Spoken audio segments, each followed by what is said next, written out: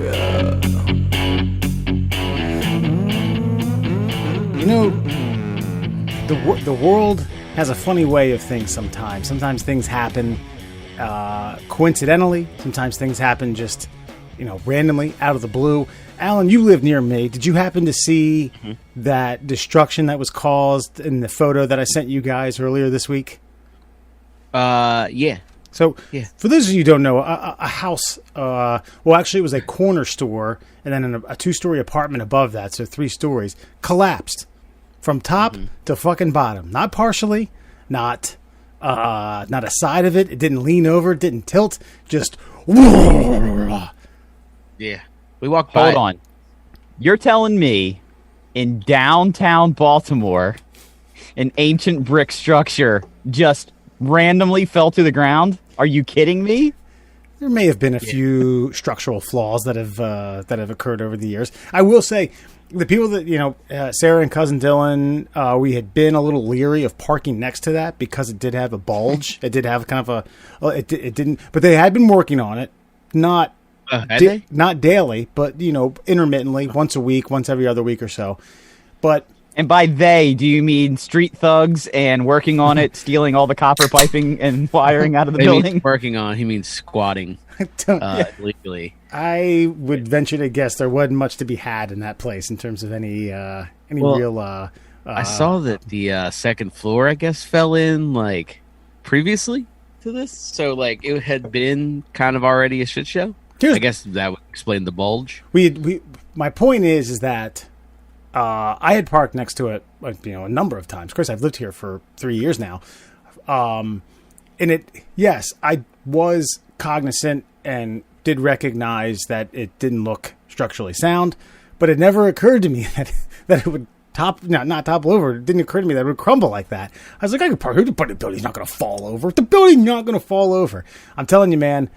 Now that I've lived on the street, I've had a telephone pole get knocked over by severe wind and fall on my car, okay? And a building has collapsed here. So I don't think I'm going to take too many things like that for granted too much more often.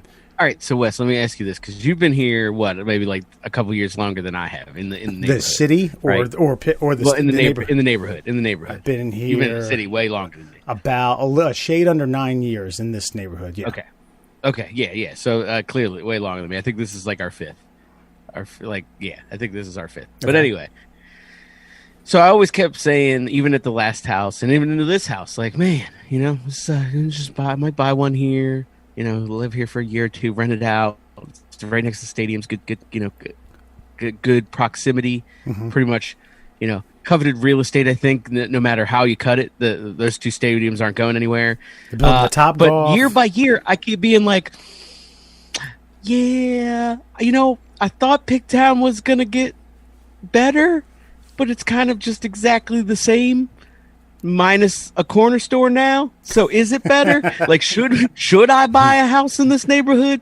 I'm starting to second guess myself. Is all I'm saying. Since day one, I was like, "Hey man, imagine you get Airbnb this bitch to Ravens fans, out of town Ravens fans. Fucking pandemic hit. This my whole fucking worldview of this neighborhood has gone to shit in 12 months." I like how you guys glossed over 2 riots. Oh, well, yeah. But how many mayors have served full terms? Did SRB get ousted? I can't remember. I think she made it. She was just bad. No, she took over for what's her face from the first one, and she didn't. Well, SRB took over for the first for Steela Dixon. Yeah.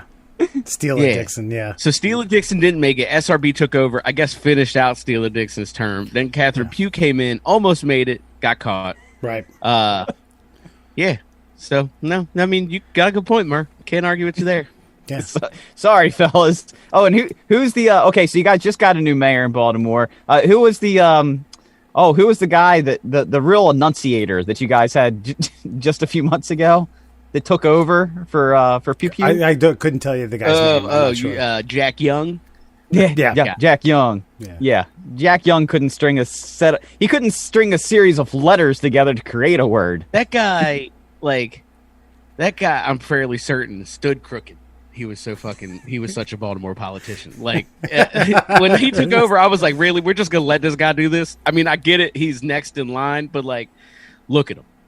Like, he looks like he sold fucking Avon Barksdale property in The Wire to sell drugs out of, and he's also the mayor. You know what I mean? Like, that was a bad move. Period. But if Marion Barry had a cell phone, his number was in it. Yeah, no, 100%. Yo, MB, need some advice. Yeah, I had my fucking driver's side door ripped off by a work truck on a one-way street here. Solid. I've had 2 sets of golf clubs stolen from my car in 3-ish years. Yeah. You said the beauty of that is you go get to buy new shit, though. You get to try new stuff. I'm so pumped about it. But, I think the moral of this story is move to Baltimore. Hell yeah. Move to Baltimore if you like adventure. 12 years, going strong. If you like the unpredictability of small market city living, Baltimore's your kind of spot. Charm City. Actually, there was this funny... one of those bus stop benches had something. I've never seen this, but a guy I used to work with, a doctor at the University of Maryland, said he read one that said, Baltimore, the city that reads. And he said, I don't know what they're reading, but it isn't books. No. The city that reads. They're so good. Yeah. Christ. Well, hey, you guys, welcome to the Middle Classholes. Foxman here, Wes. I don't even know why I call myself Foxman. I've never ever called or referred to myself that ever in my fucking in my life. I was trying to figure out who I was going to say first. Foxman. Don't call me that. I'll drive up the kind of window. Oh no, it's forever. Done now. It's forever now. Like every post we post is going to say hashtag Foxman. Like everything. Is it going to be FOX dash or just one word?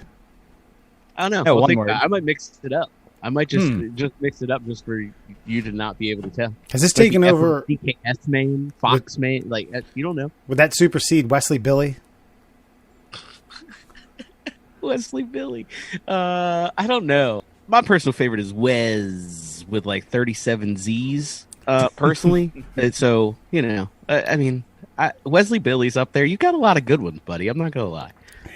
But nothing's better than the nickname you give yourself. Foxman. Foxman. Right, Foxman. Welcome to the Middle Classholes. Foxman, Alan, and Murr joining me. I feel like Foxman was one of them superheroes in shit. What was that Ben Stiller movie where he like threw a bowling ball? What was that fucking shit called?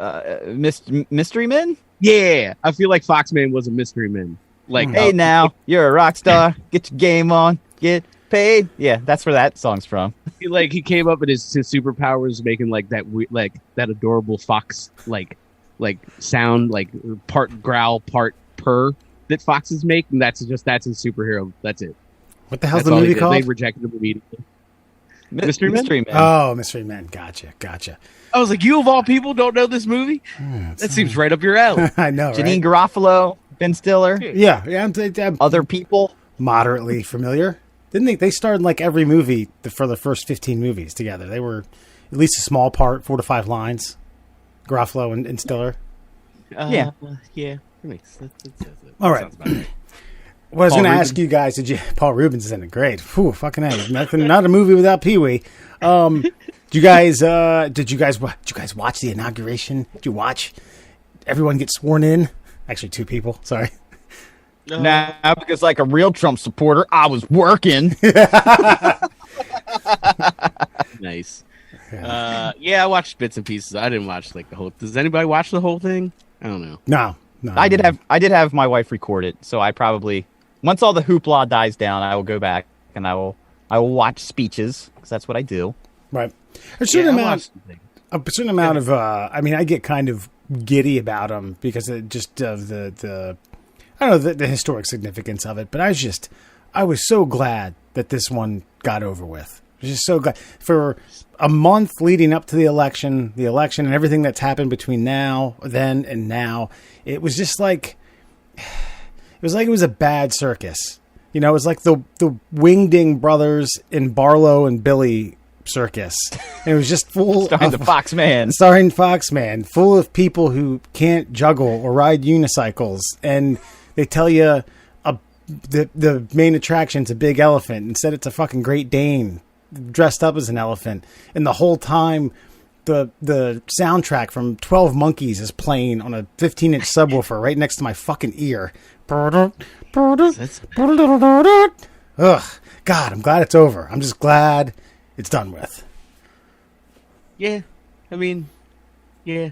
That's about it, man. What the fuck can you say? It was really weird. Like, at one point, I think I turned to Kelly, and I was like, do they usually cover, like, everything that happened on this day? And I was like, and she was like, nah. She's like, I just think, I mean, the media even got used to just always having something to talk about. And so now they're like, all right, what's the president doing? He's like, working. I'm trying to run the country, and like we're just so not used to that because Trump was like, "Hey guys, cameras, Twitter. What do you mean? Hey, fake. Hey, stuff." That's true, but I did have a few moments where, and I know we talked about them, trying to sack the Capitol last week, but there were a few moments on CNN where I started to understand. Where I started to get Viking Shaman Man's point, where they're like, do you see the lights coming up off the side of the Lincoln Memorial? It's like a personification of Joe Biden's arms just reaching out to give America a warm hug. Yes. And I'm like, you guys now, do you know this is why they set shit on fire. This is why they smashed the windows and came in with zip ties. This is the reason. That is hilarious because that same exact line, I had kind of tuned out. I was looking at my phone. I think I was looking through Chinese TikTok. That's right. Fuck conservative listeners. I watch TikToks. China has my information. Anyway, I heard that exact same line and I looked up and I was like, all right, CNN, that's enough out of you. And then I flipped it over to Fox, and theirs was just equally as bad in the opposite direction. I'm like, God, you two motherfuckers just need to get shut down, both of you, all of you. Yeah, I think there are a fair amount of American citizens that are excited about this changeover, and the theme was being, like we're healing, we're in a healing process, but certainly trying to metaphorically claim that Joe Biden has the arms of a member of the Fantastic Four and he's giving all of us a big hug from coast to coast, from border to border. Shut the fuck up. Shut the fuck up. Who's the black guy on CNN? Van Jones? Is that him? That's one of them. Well, no, not Don Lemon, because I mean the guy who comes on, the guy who comes on for their Sunday night football broadcast. So you know what Van I mean? Jones. Yeah, that guy. And he's always just getting so emotional over some shit. Like nothing. He was like, Did you see Kamala and Doug walk down them steps hand in hand? This brings a tear to my eye. America's back. And I'm just like, Van Jones, shut the fuck up. She can get some smoke too, because she threw lots of black folk in jail. So yeah. Day one, thanks Biden. Nightmare over. Day two, all right, you motherfuckers, get to work. The metaphors are over. Yeah, and I gotta tell you, I was on the drive into work this morning, and a radio station dedicated a song to Biden. Now, I don't want to give away the whole song, so I'm going to start a little bit further down the line. This goes out to our newly elected president. When the night falls down, I wait for you, and you come around, and the world's alive with the sounds of kids on the streets outside. All right, I'm going to stop. But yeah, they dedicated, Ooh Baby, you know what it's worth. Ooh Baby, heaven is a place on earth. Jesus. It said, Yeah. Stop. So, as I think many of us have said, everybody's fucking crazy. Stop choosing sides, you idiots. We're all Americans. Oh my God. Let's get it back together. The nightmare's over. Let's get back to intimidating the rest of the world instead of everybody pointing and laughing at us. Fuck. Thank you. That was one thing I was hoping for through the Trump presidency. That was the one thing I was inspired by, was like the fuck everyone else mentality. That's the one thread I wanted him to continue to pull on. But you know what, though? They wouldn't allow him to pull on that thread. And that's what always frustrated me about that. And I think that's why a lot of people got entrenched in the Trump camp. It's like, he wants to put America first. What's wrong with that? Well, he wants to put America first because he's a racist. So I don't know where we're going from here. There's healthy patriotism and then there's walking the line of nationalism and perhaps xenophobia. So I feel you, because I love America. I love disrespecting our flag by wearing it as a cape, even though in America it's technically okay, but not at all. So I'm the first guy to do that, but I'm not also going to be like, we should probably get, me out of here because I'm kind of fucking up the country. So I don't want you to leave. There's a fine line. No. I don't want you to leave. I just want us to. I don't know. See. I don't want to get into a whole political thing on this, but no, I just want us to be proud of ourselves, and not in like a weird like communist kind of way, but like, I don't know. You go back and you watch the movies of the 80s and the 90s, and it really was. There was like a more of a rah-rah, America's the fucking best, and fuck you if you don't think so. Mm-hmm. And I'm not saying we have to completely jump into those waters, but, why not say, fuck you, China? Why not say, hey, fuck you, Russia? Do something. Rocky IV's whole premise was on fuck you, we're better than you. And then they applauded us for it. And I think that's where it is. Like, you could definitely be like, yeah, America's the best. But then it's the part where you're like, yeah, fuck everybody else. I think that's the really careful line. Not maybe everybody else, like India, you guys are cool, kind of. That's fine. Russia, fuck you. China, fuck you. Britain, meh. We're starting to really sour on you guys. Fuck you. But, we could take them case by case. We don't just got to be like, we're the fucking best. Everybody else sucks. Because that's when you start, walking that line of like... Biden's arms can hug America, but it'll choke everyone else from fucking sea to sea. Exactly. You know what I mean? Like, it's those fine nuances. You know what I mean? I think we just need a commission to go country by country, and we'll just put out Biden's formal, thing. Like Angora. Okay. Angola. Yeah. Fuck you. Afghanistan to Zimbabwe. And just keep working down the fucking alphabet. Right. You get the Bahrain. It's sketchy over there. We're gonna say out. Bahamas, what I mean? Come on in, baby. Chad. What kind of resources you got down there? We're gonna keep you in the maybe section. Cuba, you let us hang out your beaches. I mean? Hell yeah. Who's got burgeoning socialistic societies that we can crumble, like things like that. We just got to really think. We got to dive down into the minutia, I think, and not go so high level. We can't hate everybody. No, I don't mean hate everybody, and I don't care what you look like. I just want you if you're one of us, but by one of us, not in the color spectrum, in an American spectrum. If you're red, white, and blue, baby, I'm all for you. That's all. Maybe we should just paint ourselves red, white, and blue, and then it won't matter. No, because we'll all get some weird cancer. Yeah, didn't that broad and scientists come up with body safe paint? I think they already did that. I don't know. That broad and Goldfinger died after the guy that the chick that Bond got done duping out, and they painted her gold, and her skin couldn't breathe. I mean, it was in the 60s. Yes. That's what happened, right? Maybe Bond painted her. I like how Mystery Men was too deep of a cut, but he dives into that kind of a detail. Depends. By the way, my attention span is. I will tell you what sold me on the assholishness of the former president Donald J. Trump.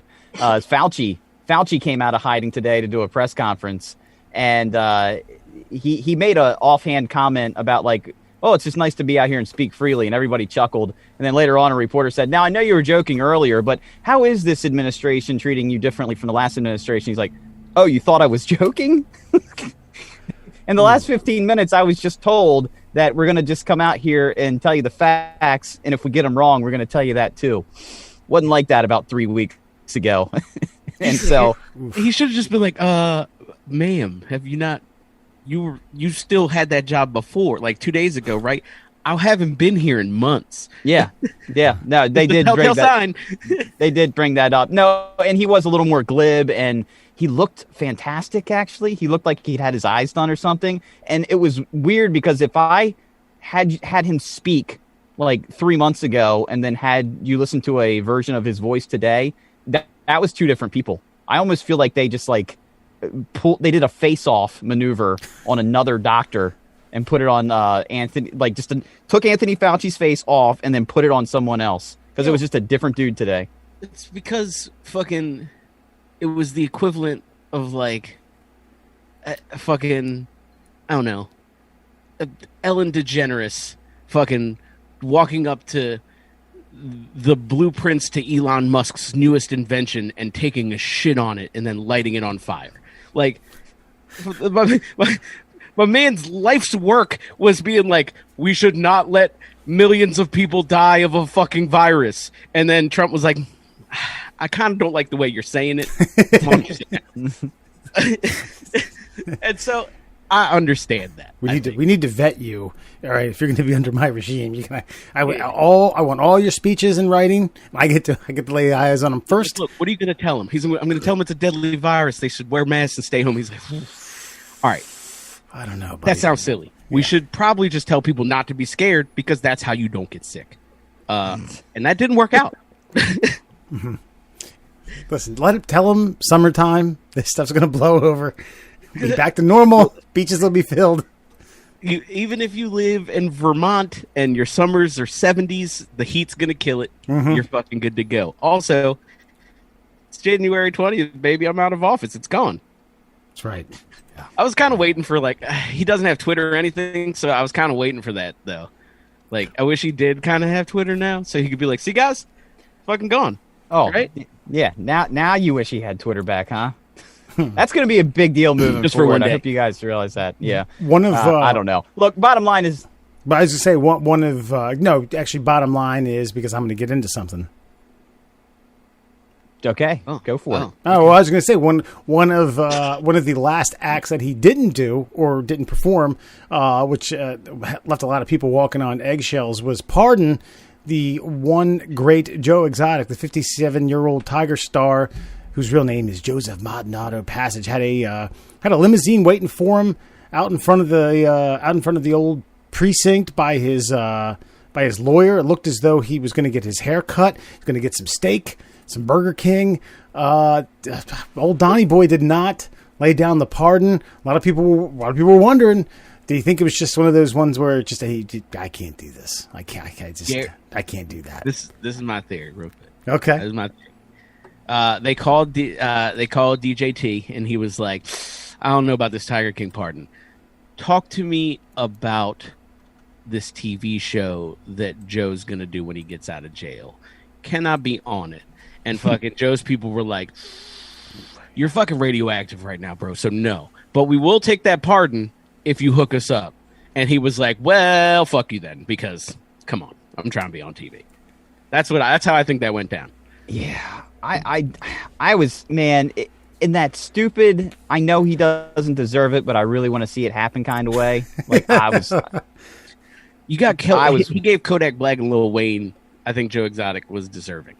You know what I mean? No, man. I mean, if you think about it, Joe Exotic bought him about a month's worth of time from the shit show of the fucking pandemic and the lockdown.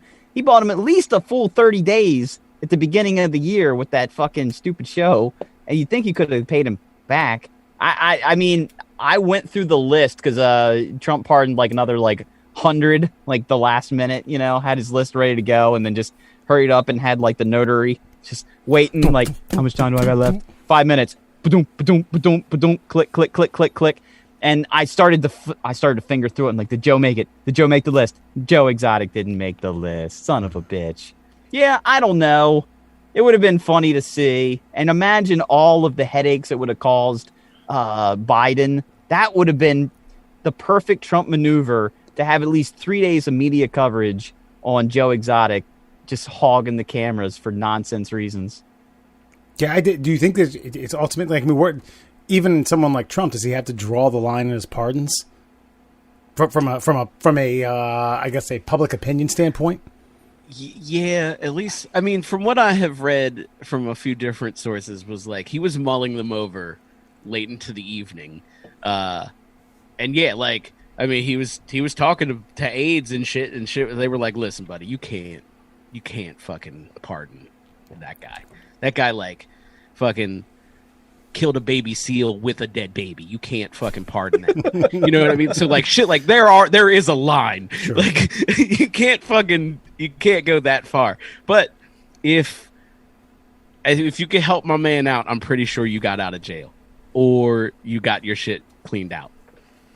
See, this almost tells me he's not going to run in 2024 because if he was, he would have let Joe Exotic out of jail. Because that's not. I mean, if you want the vote of the masses, especially his masses, like the people that sack the Capitol masses, you let Joe Exotic out of jail. I mean, that's how you win Florida.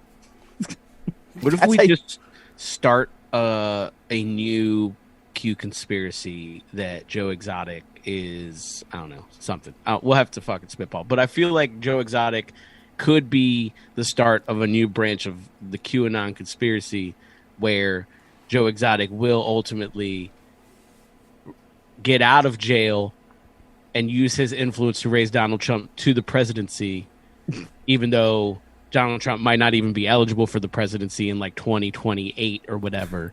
And then, the world dies or something. I don't know. We'll see. Or it flourishes. We get to space. Elon Musk takes us to Mars. Fucking Donald J. Trump is the fucking president of the universe. And that's just human life for the rest of existence. I wouldn't tempt him if I were you. Yeah, that took a turn for the worst. I don't know. I appreciate it, though. Love you guys. Foxman here. Murren Allen. Alan, I'm going to get your opinion about this first because you are our stolen Chinese billionaire correspondent here at the Middle Classholes. Yes. So a gentleman named Jack Ma. I was not familiar with this guy prior to reading this article. Do you guys know of a billionaire named Jack Ma, M.A.? I've heard of him, but I only follow American billionaires, sir. He is the CEO of the company Alibaba, and Alibaba is basically the Chinese Amazon, and he has a fuck ton of money. Okay, 60 billion. 660 billion. Okay. Yeah, but you got to remember that's 60 billion, and he's doing that in just China. This isn't like it's an international company like Amazon is. So that's pretty impressive. And you can't even count how many yen that is. I mean, it's just it's incalculable. I mean, the 60 it's infinite yen. It's infinite yen. Yes. Yeah. So apparently this guy, he's historically active on social media, loves the camera. He hosts a show that's similar to Shark Tank. He just bailed out on the season finale without any notice or real explanation. It's insane. This would be like Mark Cuban or Elon Musk disappearing off the face of the earth and everyone just acting like it's cool and normal. If these guys went missing, it'd be nonstop coverage, headlines, Mad Hunt, Google Earth enthusiasts, Netflix documentaries, and the world would stop when they were found. Jack Ma just ups and vanishes and nobody even blinks an eye because China does this all the time. Now, that's where the real sticky situation is because it's China. I don't know if this guy wasn't playing by the rules over in China, but he's an outspoken, very camera-friendly individual. He says loves social media. Alan, is this a situation where he got too comfy with saying disparaging things about the Chinese government, and now he's crocodile food? Yeah. Well, nah, he's probably up in one of those what do they call them? I forget. I don't know how to pronounce the name that they're called, but they're like Chinese Muslims, and they got them up in the north, like working in some labor camp right now because China. So I think that's kind of where he ended up. You can't kill. It's like if we killed Elon Musk. You know what I mean? Going back, I don't know why we're talking about a lot of Elon Musk today, but I am at least. But we can't do that. That's not gonna fly. He's too important. He's got a lot of money. You know what I mean? We wouldn't be able to do that because China is China, and this, I think, to a larger point, is primo evidence that we are not China as much as some people might like you to think we are. You might get knocked off of Twitter for saying something stupid. You don't disappear yet. We're not there yet. You still disappear in China, even if you're one of the richest men in China for talking some shit. So, yeah, I mean, hey, look. If you're gonna play with the big boys in a communist country, mind your P's and Q's. You got 60 billion. You got infinite yen. You can literally play all the games at David Buster's until your fucking legs fall off, and you just can't keep your mouth shut. Just keep your mouth shut. So what? Okay, I understand that he's active on social media, but I'm just playing devil's advocate here, and I'll pose this question to you because I already know what you think.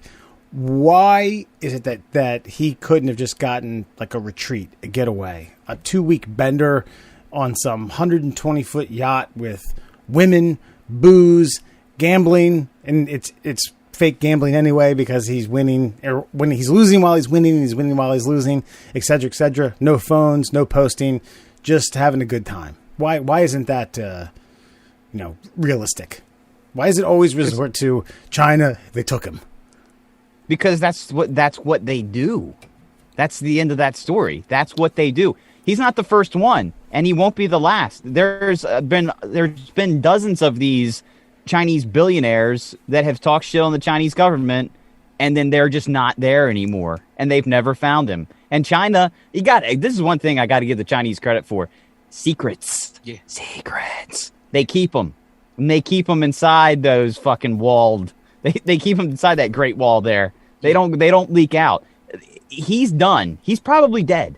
And this should be an international story, but it's not gonna be because China has 2 billion motherfuckers, and they're willing to go grab bamboo shoots and run headlong without fucking any concern for their own mortality. So there's nothing you can do about it. I won't ask you because I don't think I want to do a follow up because you said dozens of billionaires have vanished. Can you name one? Jack Ma. Okay. No, well, I can't. Sure, I don't know Chinese billionaires like. Okay. No, but when I heard about I was aware of this guy because there was a point about 10 years ago where he and Jeff Bezos? Jeff Bezos. Jack Black, Jeff Bezos were like competing for market share because Bezos was trying to get into China. Like, well, Alibaba just surpassed like this level as like the 10th most profitable company in the world, and it's run by this guy Jack Ma. And so I was aware of him. Okay. And that's why I'm aware of him. But the rest of them, they honestly don't like the Chinese government, these Chinese billionaires that have built these companies, because they don't actually own their companies. They're still owned by the Chinese government. So yeah, you can profit off of your effort, but you never own the actual company. So that's why they can get rid, quote unquote, of a guy like that, and the company will just still exist. Because then the Chinese government will just say, we didn't like the way he was doing things, so Ricky Ma, you're in charge now. Have at it. Good luck. Ricky Ma. Is that his brother? Cousin? Yes. Third cousin? It's actually Ricky Martin that's been taken by the Chinese government out of wherever he was, somewhere in Mexico, put him in China? Yeah. No, man. But these guys do just disappear. Yeah. And it's the last bastion. Yeah. So, no, I was going to say, to Murr's kind of point, so they do just steal these motherfuckers, and from what I have been doing and read in my research is they reprogram them. So much like a Clockwork Orange type deal? Other very, very authoritarian places, they're like, listen, buddy, clearly you just need to learn your fucking place. So let's go into this fucking windowless building, and you're gonna learn that you're just a loyal Chinese guy who makes lots of money, and that's what they do. And then if you don't conform, they kill you. So I don't think he's dead yet. I think he's being reprogrammed, re-educated, if you will. And I think that's what you're going to find out. But, Murr, did you have something? Because I do have an interesting thing, but go ahead. I felt like I stopped you. No, I just think you're wrong. I think he's dead. Okay, that's fair. I'm going to counter that with this perfect point. I'm glad I let you fucking speak, you son of a bitch. So... fucking, according to the internets, this just in. So the Chinese state media, this is how you know he's being fucking re-educated, released a 50-second video of Jack Ma on Wednesday that did very little to soothe Alibaba's investors. Jack's alive. He made a 50-second video. Government released said video. Everything's cool, guys. I'm not going to be offensive, but was it something to the tune of, "Hi, I'm most certainly not a prisoner of the Chinese government. I'm doing this on my own will. I am definitely not. I love you. Being held prisoner. No, I don't. I haven't watched it. We can watch it right now if you give me the share. You're shared, baby. Okay, that was fun. Baqsimi treats very low blood Oh sugar. my God. Use if you're Nice. allergic to Baqsimi, or if you have a tumor in your adrenal glands. Baqsimi Fine, because she's an oddly shaped. Baqsimi treats the wearing of yellow clothing. That's right. Do you have a propensity to wear yellow clothing out in public? Try Baqsimi. And your partner. Don't try Baqsimi if you're allergic to Baqsimi. Because how would you know that? Jack Ma, China's charismatic, outspoken tycoon, never one to shy from the limelight, but the billionaire disappeared from public view in late October, shortly before authorities derailed what would have been the world's Look at him, he's largest tiny ever and shit, IPO like they kidnapped for the Jack shit Ma's out of him. fintech giant Ant Group. Now he's finally resurfaced months later in a video published by Chinese state media, but it's not clear from the video where in the world he's speaking from. The Alibaba founder's international renown and his use of that status to criticize the government has put himself and his empire at risk. I think there's one overall message that the party. All right, so I didn't know it was 2 minutes long. But yeah, so he released a video. You saw him standing in that nondescript fucking house background. Yeah, he's just being re-educated, guys. It's fine. He just needed to make sure that he loves China more than everything else. Yeah. He's got a bit of a 5 head, too. I don't know if you noticed that. He's not what you would call a looker. But I'm not really into Asian guys, so who am I to really judge? Did you say he had a 5 head? Yeah, he's not a good looking dude. He's a little funny looking. All right, so he's dead. Like I said, he's like 4 foot tall, 90 pounds. He's dead. They definitely stole him. He's not dead. No. He's being held somewhere in a Clockwork Orange-esque type thing where his eyes are pried open. They're being moisturized, and they're showing him endless loops of the Wingding brothers and Bigelow and Barfley Circus act. Is that what I'm gathering? I think it's just.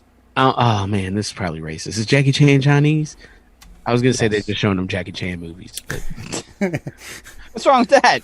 Nothing. It's like I would like to think like if we re-educated people in the States, we'd show you like a never-ending loop of fucking Chuck Norris films. Or something. The Marine make you watch Sidekicks fucking 3 times a day. Like the Marine with John Cena, Or just like some early rock movies or something.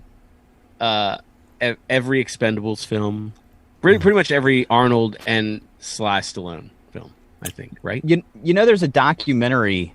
I can't. It's like Chuck Norris Saves the World. It's Chuck Norris Saves the World. He like it's about, I think I want to say it's like Yugoslavia or something, like back in the day, or Bolivia, one of those civil wars in one of those Eastern European countries. Anyway, somebody had like a tape dubbing machine, and the only tapes they could smuggle into the country were old Chuck Norris movies.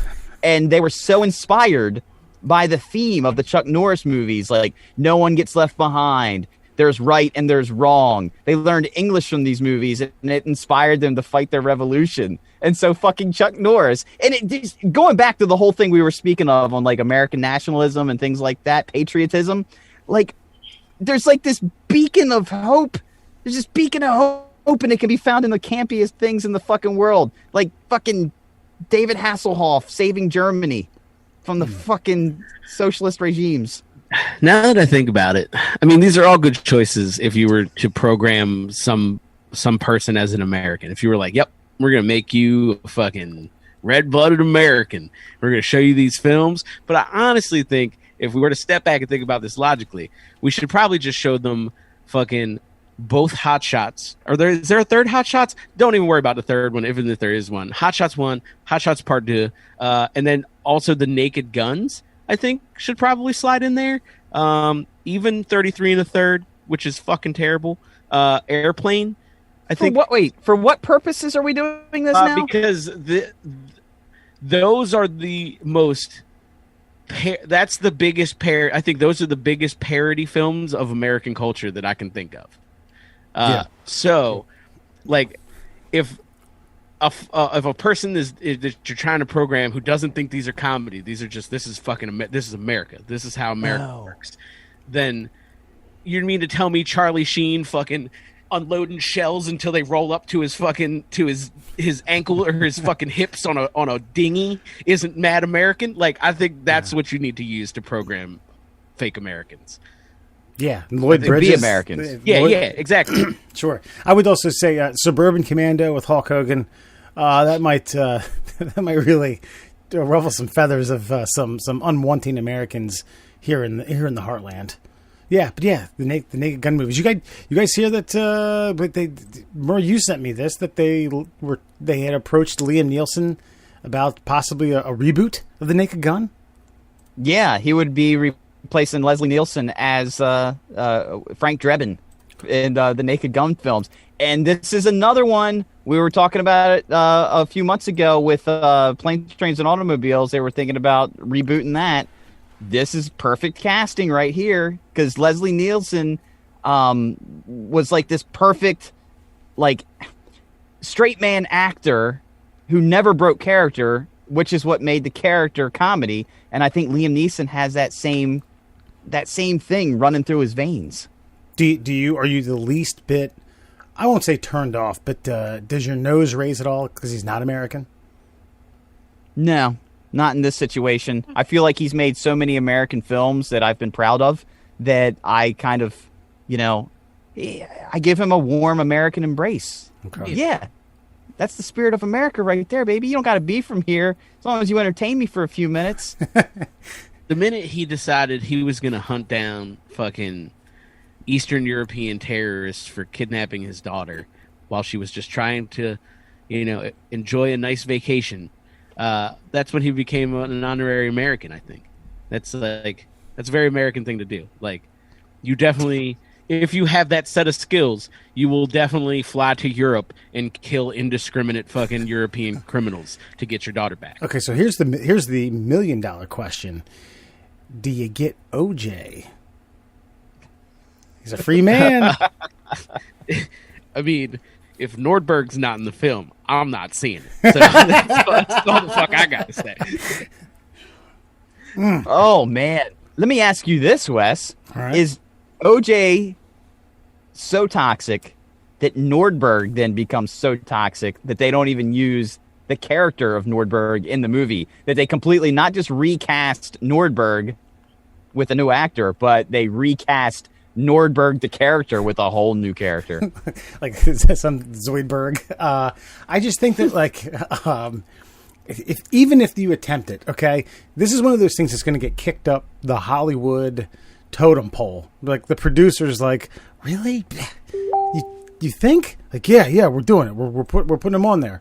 And then it's like, all right, what's above the producer, the executive producer, okay, or the director of the studio. Like, it's like you just keep kicking it up till it's a no, and that's what's going to happen. Biden would be the last one. Nope, not doing that. Yeah, no. Then the studio itself just won't release it.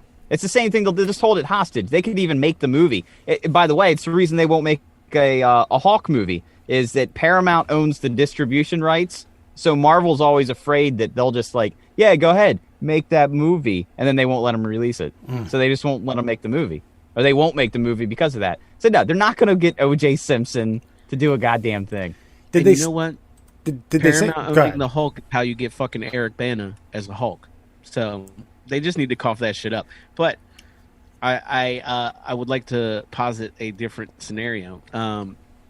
What if you do cast OJ as Nordberg? I know where you're going. I want to know where you think I'm going. You're going to say that Nordberg is the murderer they have to hunt down. So I was thinking something like that, or like somehow Nordberg, like Nordberg kills two people, possibly a waiter and a blonde woman, and then obviously Liam Neeson's got to handle that because that can't be. But I also thought that my original statement, because Murr made me say it, my original thought was going to be: do you just hire OJ, cast him as Nordberg, and then just abuse the fuck out of him, even worse than you did in the original film, and make him do his own stunts? I mean, this is This is assuming that his people Gotta and his actually agent go off the third story of a stadium. if he even has an agent at this point, I'm assuming he probably still does public appearances of some sort, maybe or maybe not. I don't know. Is he not in jail? No, he got out. Remember? Oh no, I wasn't paying attention. Yeah. I He stopped tracking OJ a little while. he back. did his time for that fucking because he caught that dude in Vegas who was selling his merch that he stole. He And He did his time for trying to steal his own Heisman back. That's right. But if you're, let's just say, ethics aside, and this is the possibility. There's we've got the okay from everyone up all the way up to the head of the studio. You're good to go. Da la la la. I can't imagine the amount of money that it would take to get him on the screen again. I mean, What? What do you mean? What? Take like fucking $6.50 in a pack of cools, bro. Like it's not My it's ass. Not, I don't think he's commanding a fucking. He's not fucking Tom Cruise, bro. He's not commanding, $1 million fucking 15 million appearance fees or acting minimum. fees. I think he gets what they give him. 15 million Yeah, minimum. he's not allowed. You'll have to look up. I'm going to give you my back of a cereal box version of this. But apparently he had moved to Florida before the trial, or at least made his residency like in Florida before the trial, so that they couldn't touch his NFL pension, because every single dollar he makes goes to the Goldman family. So, like Alan said, he would take $6.50 and a pack of fucking cools just to be in this movie. All he's doing now is playing golf on his NFL pension and making Twitter videos. And by the way, every single video he makes on Twitter starts out with, "Hello, Twitter world. It's yours truly, O.J. Simpson." Every single one. It's a parody of himself at this point. Is he doing cameo OJ now? Is he doing cameo? I don't know. Well, let's find out. Because I think we found our winner. And why does it have to dude. be a pack of cools? Come on. I mean, is it fucking... Okay, Salem's. I mean, look. Because Newports are racist. He's a black guy over the age of 45. He's fucking smoking cools or he's smoking Salem's. I didn't make it that way. That's just the way of the world. All right? Sue me for it. I'll take your word for it. Oh, shit. Hold on, let me see. And by the way, they're not going to cast another African-American gentleman as Nordberg. You know it's going to be a Hispanic coming up in the next film. It's going to be Michael Pena. Oh, I found out he's a Scientologist. Oh, you didn't know that? No. And I was like, fuck. You're hilarious. I can't watch anything you're in now. If he came out, let's say he finally wins an Oscar, and he was just like, "Nah, man, I was just using Scientology to get up in the acting world. That way I could win my Oscar." Now, fuck them. I could see him. I hope he does that. Well, see, here's the thing. Here's what I've learned is that basically you spend $500,000 and you get to level 8. And when you get to level 8, they tell you that all of the shit you did before to get to level 8 was just some bullshit. You are who you were when you walked in the door day one. So now it's time to build your true self, Scientology. And so that's why, like, if you look at all of the people who have left Scientology, they're all level 8s. They all max out, and then when fucking they max out, and David Miscavige is like, "Hey, so this is a whole bunch of bullshit. But hey, guess what? Level 9's coming out, even though L. Ron Hubbard's dead, so that's a thing. Give us some more money." And everybody's like, "Fuck you, dog. I'm out." So yeah, I think he'll get to level 8 and back out, just like everybody else. I wish you didn't bring up Scientology again, because the last time we talked about Scientology, I went on my DirecTV, because Scientology has a channel on DirecTV, and I watched like 3 hours of Scientology on DirecTV. Oh my god, we gotta get DirecTV. Yeah, dude. Is it awesome? What did you watch? I want to know. Fuck this show. Yeah. Anyway, Fuck the middle class holes. Come on, Merrick. Come with the skinny. Give us the TV rundown of Netflix or DirecTV of Scientology. No, it's back to back shows, and they all feature a Scientologist, and that Scientologist explains to you how Scientology has enhanced their life and moved them in a positive direction.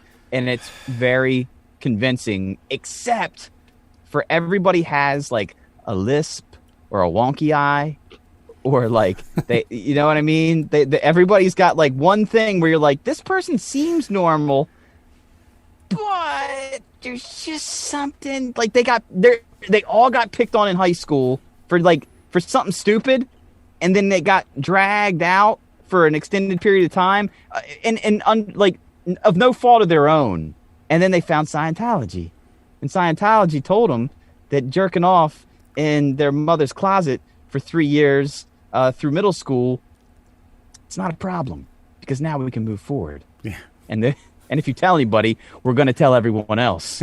You leave Scientology, you're ours, and your entire career will be ruined. It really is just like, that table of just randos in high school in the cafeteria, just fucking random. Like, one of them was like a super nerd, but one of them was like kind of cool, but just didn't like people. Like, you didn't understand that table. That's all of Scientology. Gotcha. It's just they couldn't fit into any fucking place in society, so they were like, yeah, fucking alien souls and shit. Let's do it.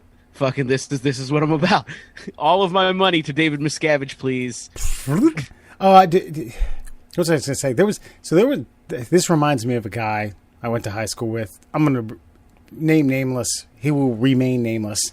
If anyone wants to know his name, I guess I'll tell you off the show. But he was definitely, I like to call him left of center. If that makes sense. Didn't go quite went off the beaten path. Nice guy, funny, intelligent. But I remember one day he was wearing something, and I'm not going to tell you what he was wearing because it'll give up the butt end of the joke. But I said, man, I get it. You're trying to be different. I'm all about people expressing themselves, even if it's in a nerdy, weird way. I don't know if you're doing this ironically. I don't know if you're doing this to make a statement. I don't know if you played 4 hours of Dungeons and Dragons last night and you were in character and didn't have time to take a shower and change.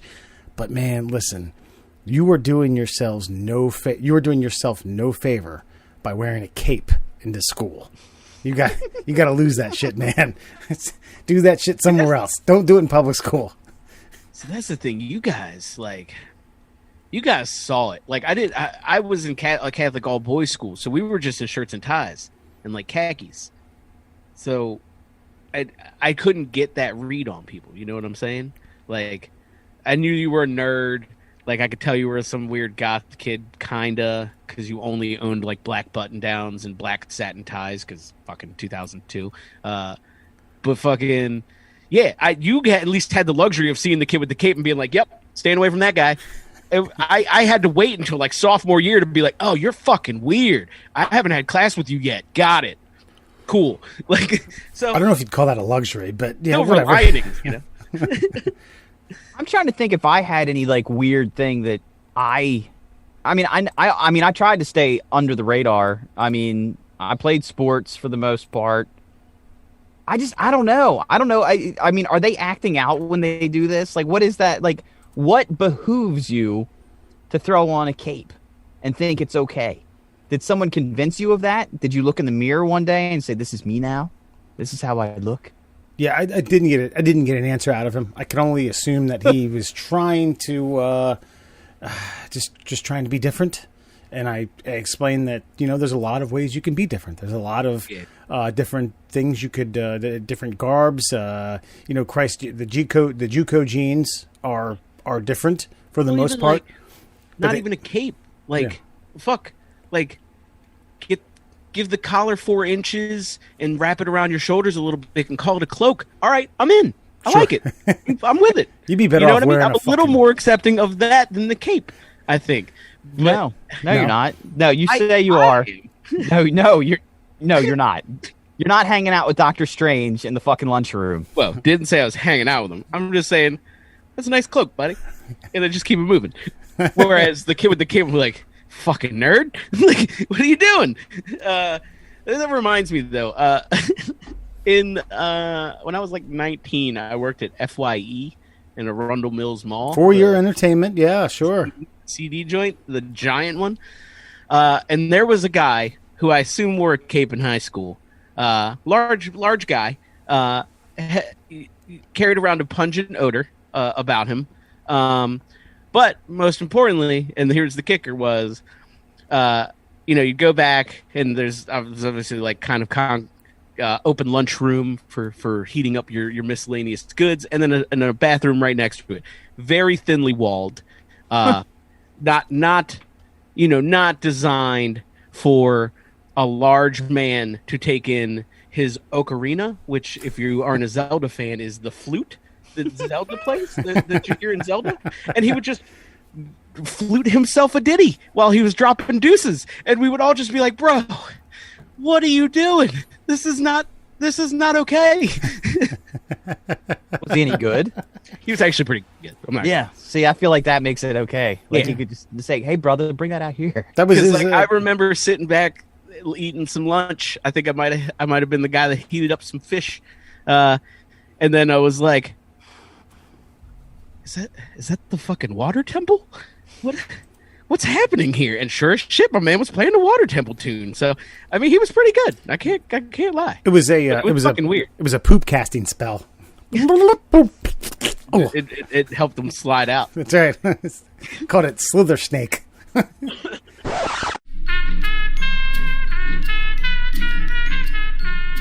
Like a warm, creamy chutney. Get ready for another spoonful of the middle class holes. Welcome back to the Middle Class Holes. Murr, Alan, Wes. I ain't saying my fucking nickname. Foxman. God damn it. Too late. Speaking of nerds, and I don't know if this is wasted talent, it got a chuckle out of me. So, a gentleman named Donovan Strain, okay, went on a manhunt. I don't even know, a date hunt, rather. And by not looking for a date with a woman or, whomever, actually a date in time, figured out what day Ice Cube's good day was, at least in theory. Have you guys read about this? Did you see this? I know I messaged you back, and I had actually heard about this story from a year or two ago where he had narrowed it down to a week because of all of these like surrounding circumstances in Ice Cube's life. Yeah, so and I'm very excited for his intensive research. Gotcha. So Clue 1 went to Short Dog's house. They were watching Yo MTV Raps. Yo MTV Raps first aired August 6, 1988. Clue number 2, the song Good Day. Today Was a Good Day, released February 23rd, 1993. So he's got about just a shade under 5-year wiggle room right there, window. Okay. Clue number 3, Lakers beat the Supersonics. So it's probably about a dozen days between that window that the Lakers beat the Supersonics. All right. Clue number 4, date of those Laker wins over the Supersonics, in which was a clear day with no smog, because there was no smog in the place. Narrows it down to 4. Clue number 5, got a beep from Kim, and she can fuck all night. Beepers weren't adopted by mobile phone companies until the 1990s, so that narrows it down to 2. January 28th, 1991, and January 20th, 1992, Ice Cube starred in the film Boys in the Hood that was released in late summer 1991, but was being filmed mid-late 90 into early 91, so he was too busy to be recording such a song. So, by this person's calculation, January 20th, which was yesterday, 1992, National Good Day. Is this... Bravo.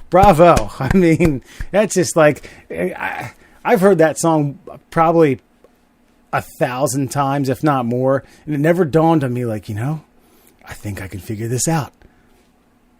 This guy should be nominated for some fucking Nobel Prize. This guy should definitely be awarded a full sit-down interview with Ice Cube, bare minimum, to discuss with him the good day. Yeah. Like, exactly what happened in the day. Right. What was the triggering moment that caused him to put the pen to paper. No, this. I know what happened. This guy was high as shit listening to that song and was like, I wonder what day that was. And then he heard the lyrics and they bounced inside his cerebral cortex and was like, there's no smog in the sky. Holy shit.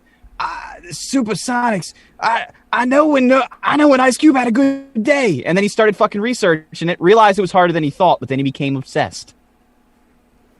And there's nothing more dangerous than a very high, very obsessed man. Well, I always think the stretch was that sixth clue about filming Boys in the Hood, because he takes it literally that Ice Cube is referring to a single day rather than, because you watch the that music video is just a common gangster from South Central Los Angeles. It's not actually Ice Cube. So I'm not saying that Ice Cube didn't write that about himself, but the music video is a different portrayal of a different person. It's not Ice Cube. He was a multi-millionaire at that point. But it is interesting. I do like the fact, okay, you got Yo MTV Raps, you got beepers because you got a beat from Kim, and she can fuck all night. All right, you got the Lakers beat the Supersonics. No Smog. He was filming. Bada boom. January 20th, 1992. I think Magic had like a triple double because he had a triple double that day on the basketball court, because you count rebounds and assists when you're playing blacktop basketball with your boys, right? I had like 12 rebounds. Shut the fuck up.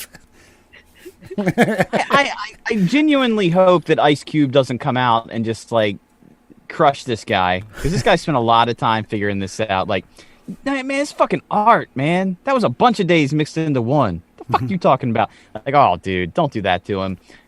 I would like to think that on the day that Ice Cube at least started writing the song, he had to think to himself, man, today was a good day.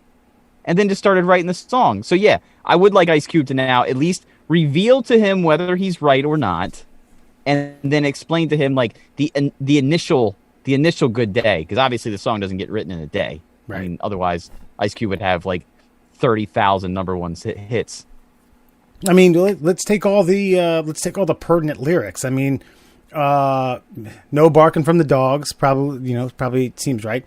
Mama cooked the breakfast with no hog. Fucked around, got a triple double. Yo MTV Raps. The Goodyear blimp said Ice Cube was a pimp. And he didn't even pay for it. Christ, Goodyear just did him a solid. It was like, we're gonna tell this fucking. This G. Is that an actual lyric? Yeah. After he gets done smashing her out. And presumably the Goodyear blimp would have been at the Lakers Supersonics game. So, I mean, fucking hell of a day if it was telling the rest of Los Angeles that Ice Cube was the pimp. Well, it caught wind that he had a triple double on the blacktop and fucking smashed out Kim. That makes sense. Put her to sleep.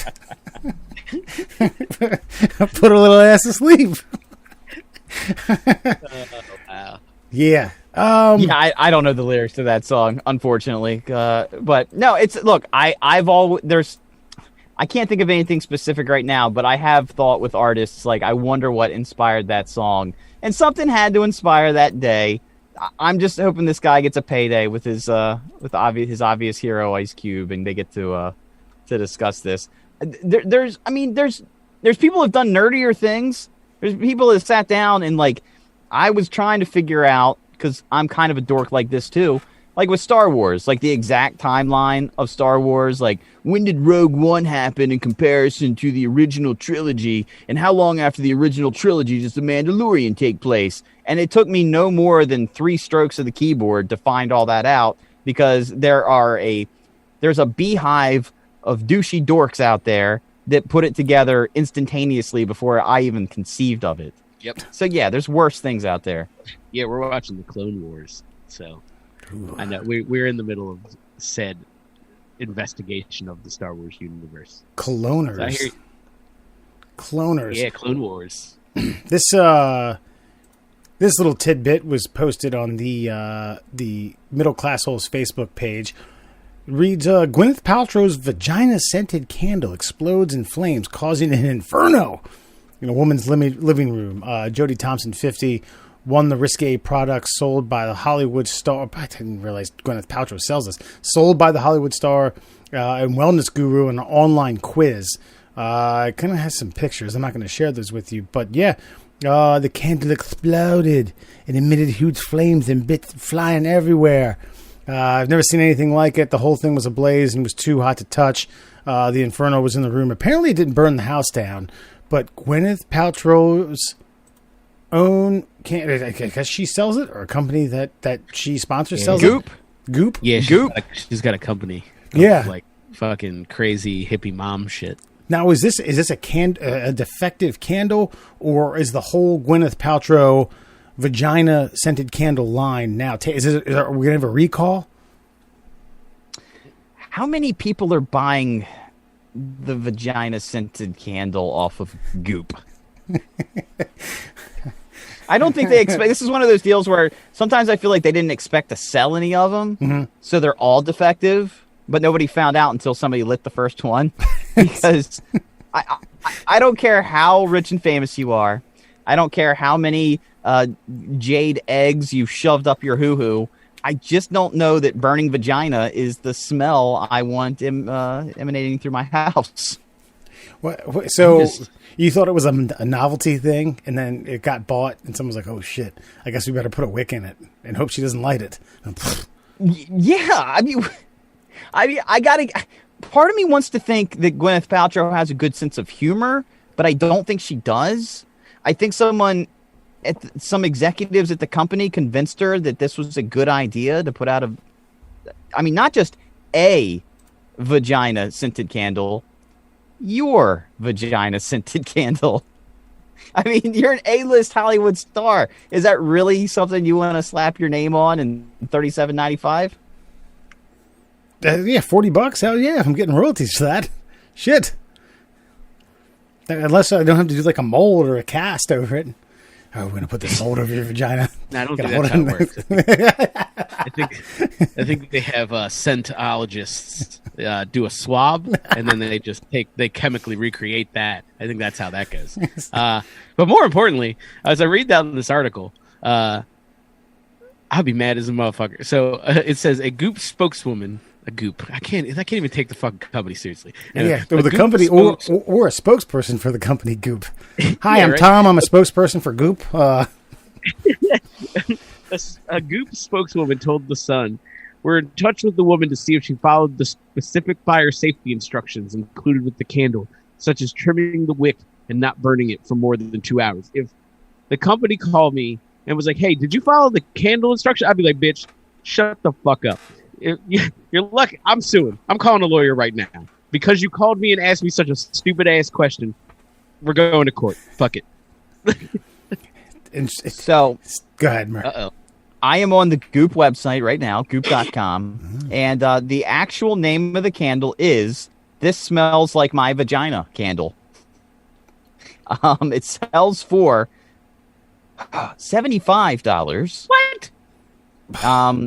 The product details: with a funny, gorgeous, sexy, and beautifully unexpected scent, this candle is made with geranium, citrus bergamot, and cedar absolutes, juxtaposed with Damascus rose and abitre seed to put us in a mind of fantasy, seduction, and sophisticated warmth.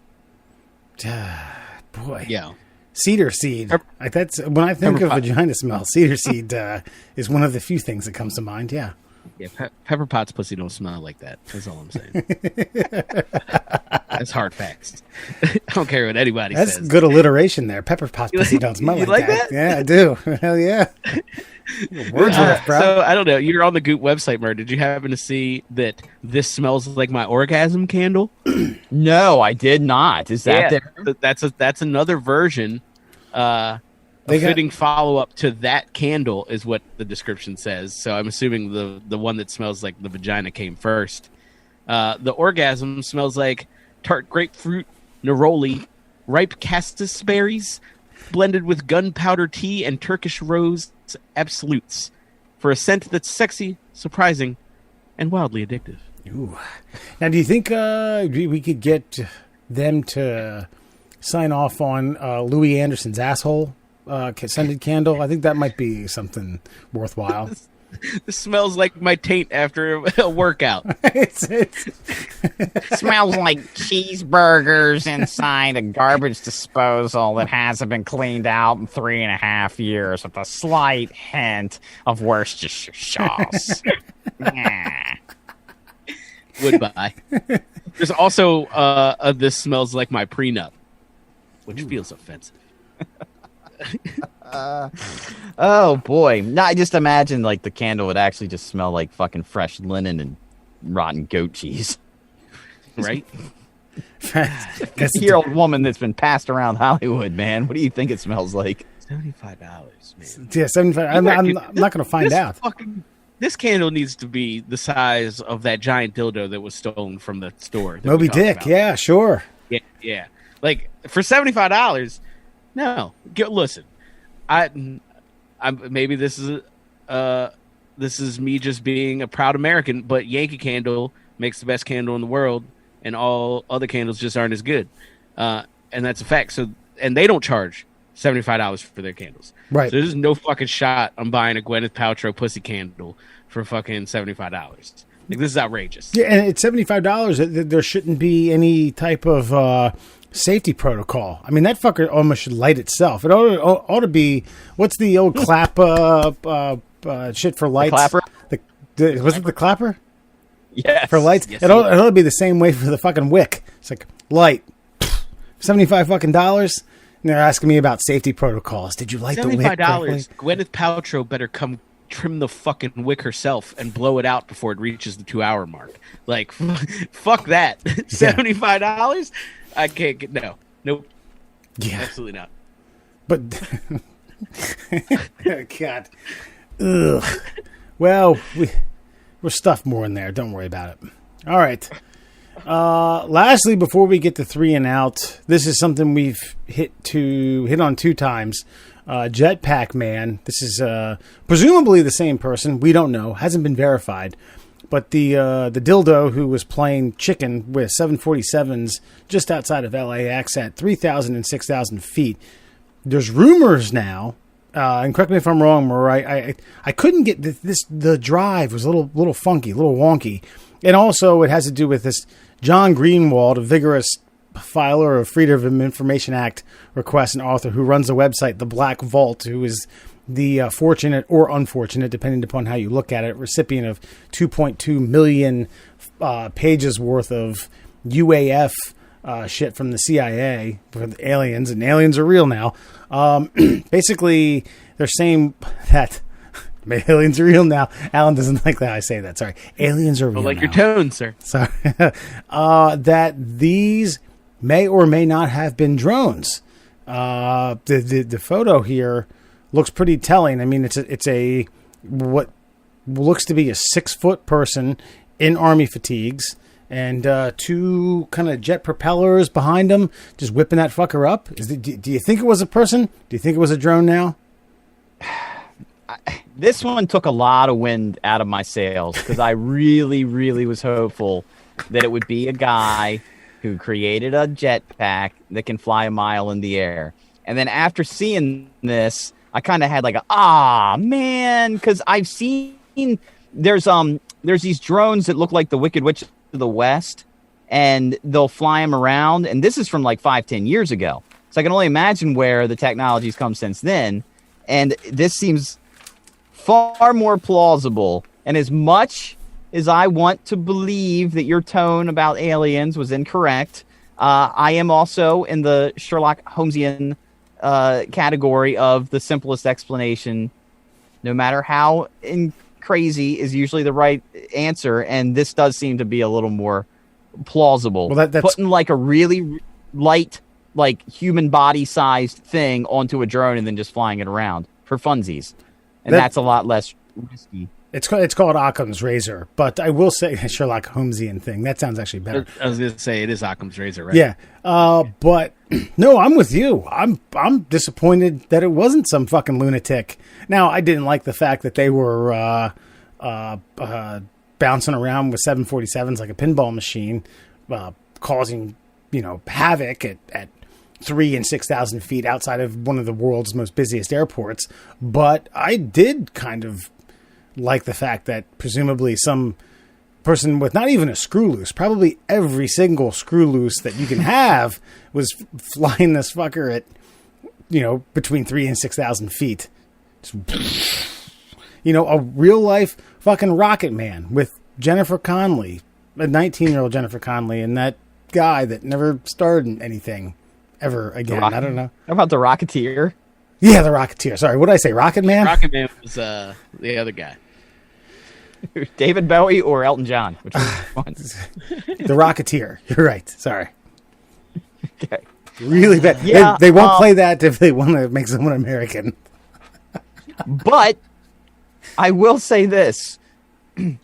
That drone proves that the technology, though in its infancy, has the potential to take something of that least size, maybe not that mass, but of that size to that height.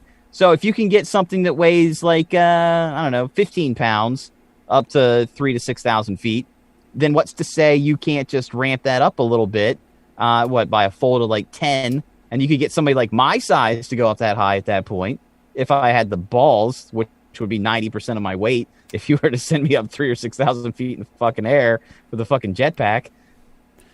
Do you now? Are you? I guess the other. Okay, are you willing to do that? Let's just say the weight thing is accounted for. They can do it. Mm-hmm. Maybe not 3,000 feet, but like that. But but it's a drone. It's controlled by someone else.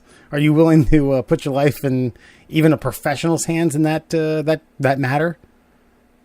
20 years ago, the answer is yes, without even taking half a breath into my lungs. Now, no, fuck you. You're not doing that.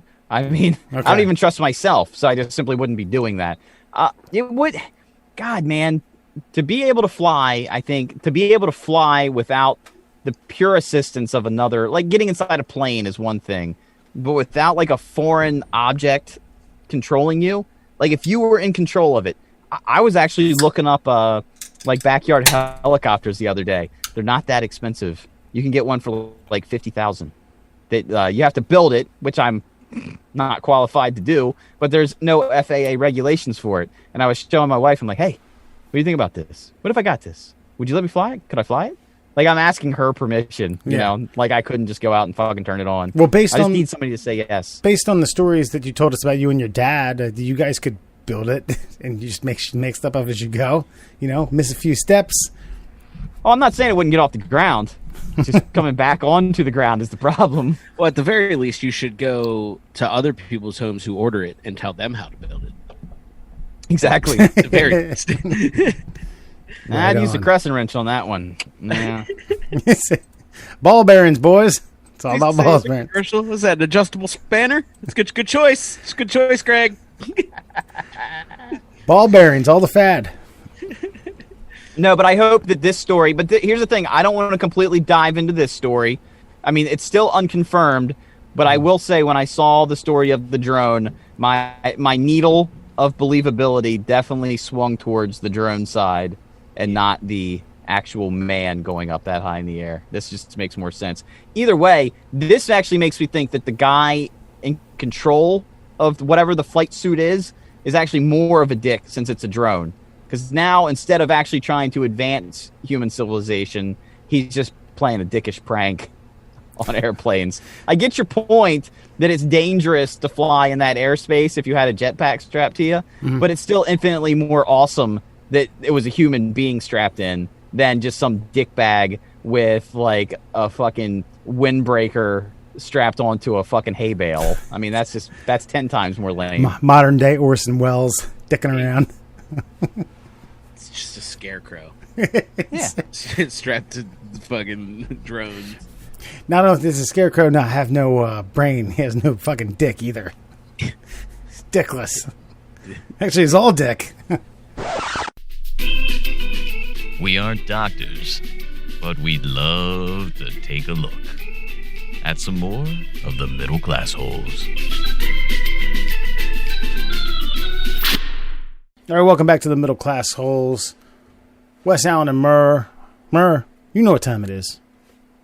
That's right, Wesley. It is officially time for your favorite 3 questions of the week. It is time for 3 and Out, and of course 3 and Out being brought to you by the Shin Splints Recovery Group. If you have a little bit of pain below the knee and above the ankle, do what the professionals do.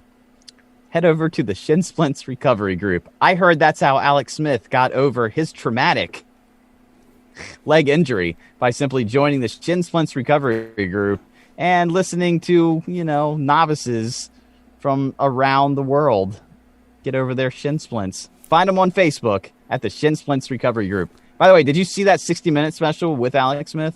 No, was he talking about his shin splints or something? Yes. The ultimate shin splint recovery is Alex Smith.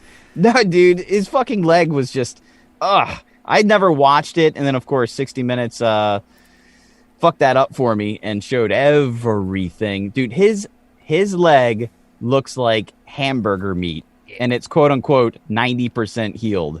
And it just looks like the 90-10 that you find in the fucking Walmart fucking freezer section. Yeah, I want my 90-10 in my taco meat, not on my fucking calf. Yeah. It's fucking terrible.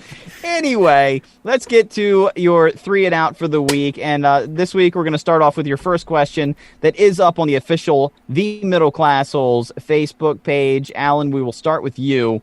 It reads like this.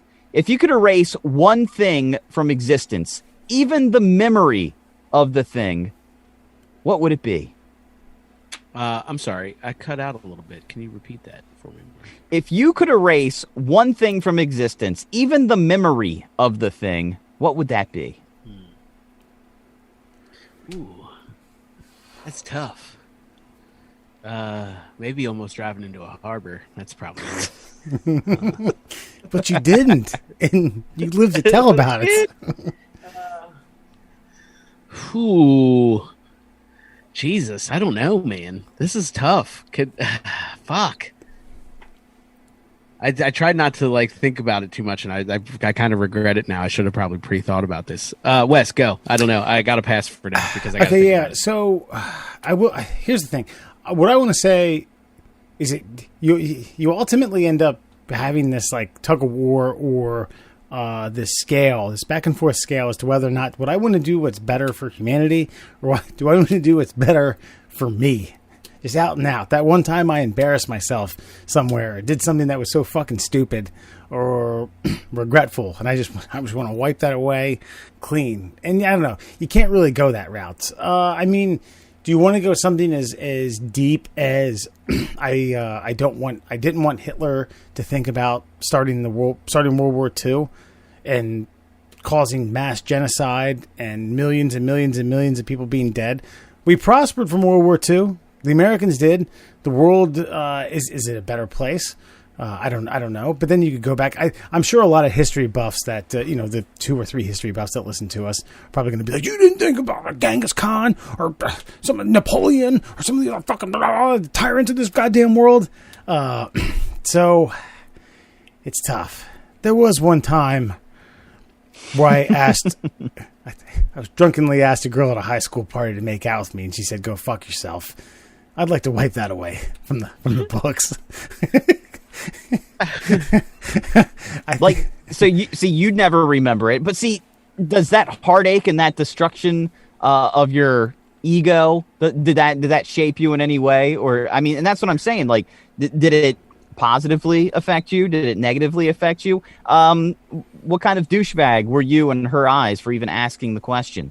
See, that's why I feel like it might be a little risky to go to an emotional place. Sure, that's what I mean about the tug of war of something for the greater good versus some petty thing that I still lose sleep over every now and then because I'm super embarrassed to think about it. I mean, the best question is something that's greater good for humanity, and I wish Freddie Mercury never got AIDS. That's fair. That's reasonable. I like that answer. That's what I didn't even think of, because we would have another at least 10 to 15 years of fucking great music, which actually leads me perfectly into my answer. What I would like to erase from all existence forever and ever is this right here. Mambo? For the non-initiated, this is Lou Bega. 2, 3, 4, 5, everybody in the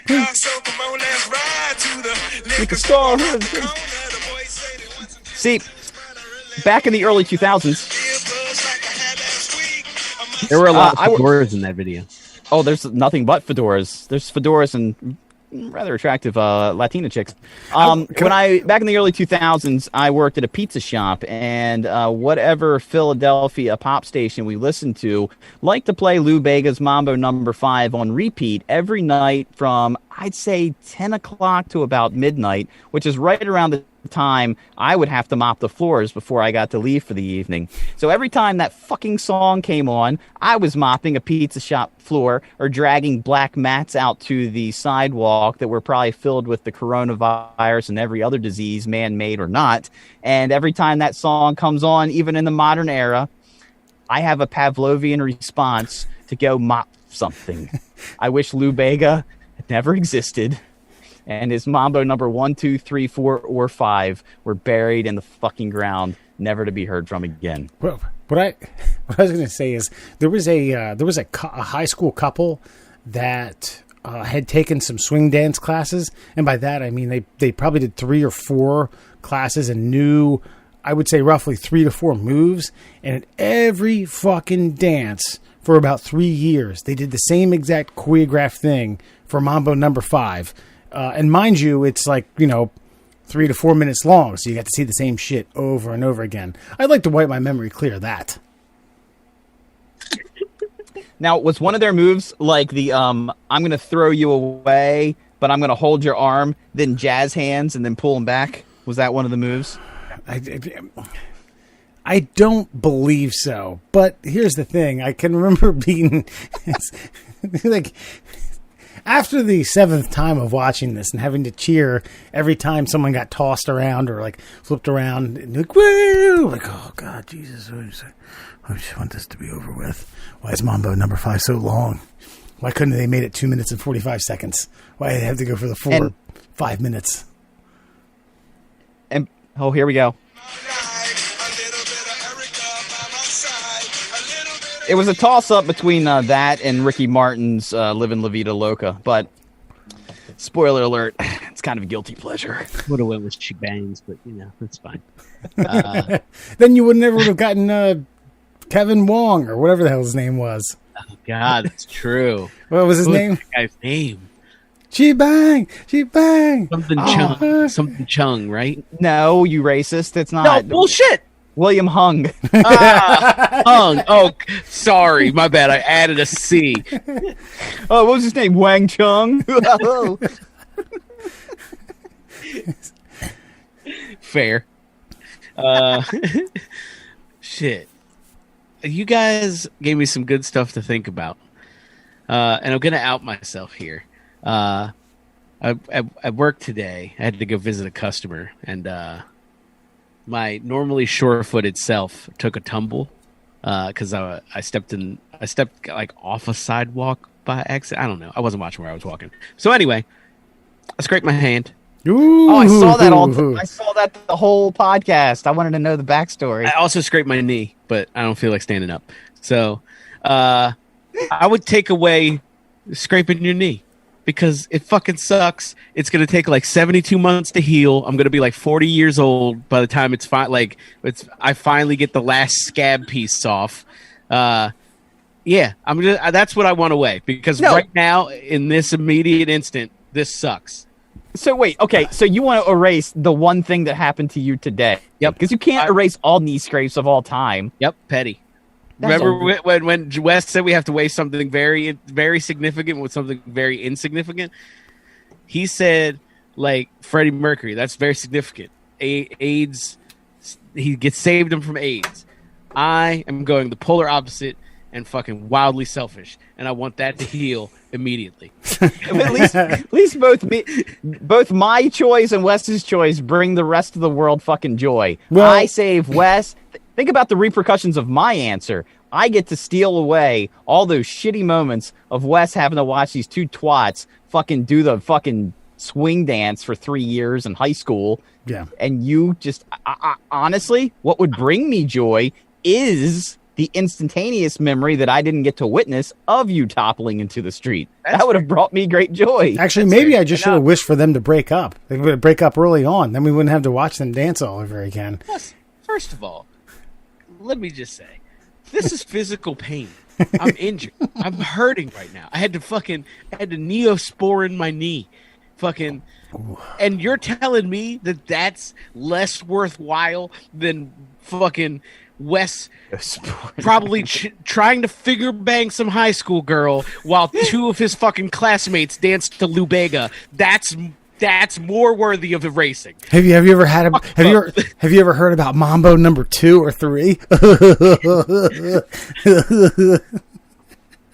Terrible. Maybe that's what Alex Smith should have done. Just rub some Neosporin on it. He'd been all right. Yeah. So heal this scrape immediately. Okay, Alan will erase falling one time from falling 12 hours ago. Freddie Mercury will still be alive, an old man doing, I don't know, like reunion concerts with Queen, and I will have saved the world the pain of years of misery in the swing dance department. Not the world, just fucking people that went to your school. No, but then also me mopping the floor. How many other assholes with part-time fucking minuscule jobs had to listen to that shit? You got to think there's thousands of people like us across the country who have bad experiences with Mambo number 5 in Lou Benga. So the story that really reminded me of. So I have my own similar song that played a lot at FYE, as a matter of fact, and it was 98% carpeted, that fucking store. But the 2% that wasn't carpeted was rather large because that fucking store was gigantic. And it had to get mopped every night. And I was the guy who fucking mopped it. And I always mopped it to fucking Banana Pancakes by Jack Johnson. And I fucking hate that song. Like, I loved that song kind of when I first heard it. I was like, look, it's so catchy. Fucking Banana Pancakes. I love Banana Pancakes. Now it makes me want to kick small children. I fucking hate that song. What'd you say? That and the first John Legend album. Kill a seal with a whale, or kill a seal with a baby. Kill a baby seal with a baby. Yes. Club a baby seal to death with like a leather loafer. So it's just gonna take a while. That bad. Yikes! All right, what you got, Mark? All right. Question number 2 in tonight's 3 and Out. Oh. No, I've got a bad internet connection is what I have. But moving on to question number 2. Let's see. Are you guys there? Are you good? We can hear you. Am I good? Yep. Yeah. You're not me, all brother. Right. Question number 2 in tonight's 3 and Out. Okay, if you had to be haunted by a celebrity ghost for the rest of your life, but you get to choose which celebrity ghost would haunt you, who would you choose? Wes? Boy, I feel like you're teeing this one up pretty good for Bobcat Goldthwait. He's still alive. His career's dead. Oh, you're talking about... so it would have had to have passed? Mm-hmm. Yes. Gotcha. Oh, boy. All right. Yeah. I don't want to discredit things like recent memory because, I mean, Burt Reynolds would be a good one recently. Now, there's been a lot of people that have passed away, you know. There's been a lot of people that have passed away in history. Pretty much everyone who's passed away has passed away in history. Now that I come to realize that. And it, you know, not, believe it or not, I'm not going to go with Freddie Mercury on this one. I don't know if I want to go with a sports person who would just continuously want to talk about sports. Babe Ruth. I'm sure his stories are great. You know, living in the Roaring '20s, being the most famous athlete in the world, eating hot dogs, drinking hot dogs, eating beers, having sex all the time. You drink some hot dogs. You want to drink some hot dogs? Come on, sit down with me, Wes. Drink some hot dogs. It's got to be celebrity. You know, you're not talking about like. You know what? I can open it up. Anybody you want. It doesn't have to be necessarily a celebrity, I guess, but just you know, but for the audience's sake, it'd be nice to have somebody that they would recognize. Right. I'd probably go with my man back here, Hunter S. I think that would be interesting. I think it'd be interesting. That's a good choice. Right. They teach me how to shoot guns, build a fort, run for fucking mayor of a small town, write, gone to journalism, some drugs, some boozing, etc., etc. I like it. That's pretty good. No, that's great because the way I'm thinking of this is, do you guys remember the show Quantum Leap? Yes. Do I? Maybe Scott Beck. Yeah. Well, no, because who was his? Who was like the guy that was Al? Was that the guy that was helping him all the time? Yeah, I don't remember it like that. I don't remember his name, but yes, I know the person that he had to. It was his sidekick who was. I don't know. Was it part of his conscience or AI or something like that? I know you're talking about Al. that. Yes. Yeah, Al. Yeah, and no one else could see him but Scott Bakula. So, he was just giving him advice all the time. He was like, he would just chat with him, and that guy could give him like, hey, maybe you should try this. Like, imagine now that you were roaming through your existence with Hunter S. Thompson. Like, I don't think you should punch that man in the throat. He disrespected you. Let's go do some cocaine. And smoke it. Blow the vapors my way. Alan? This is a tough one, man. There's a lot Yeah, of good people. Murr's coming out with some heavy hitters this evening.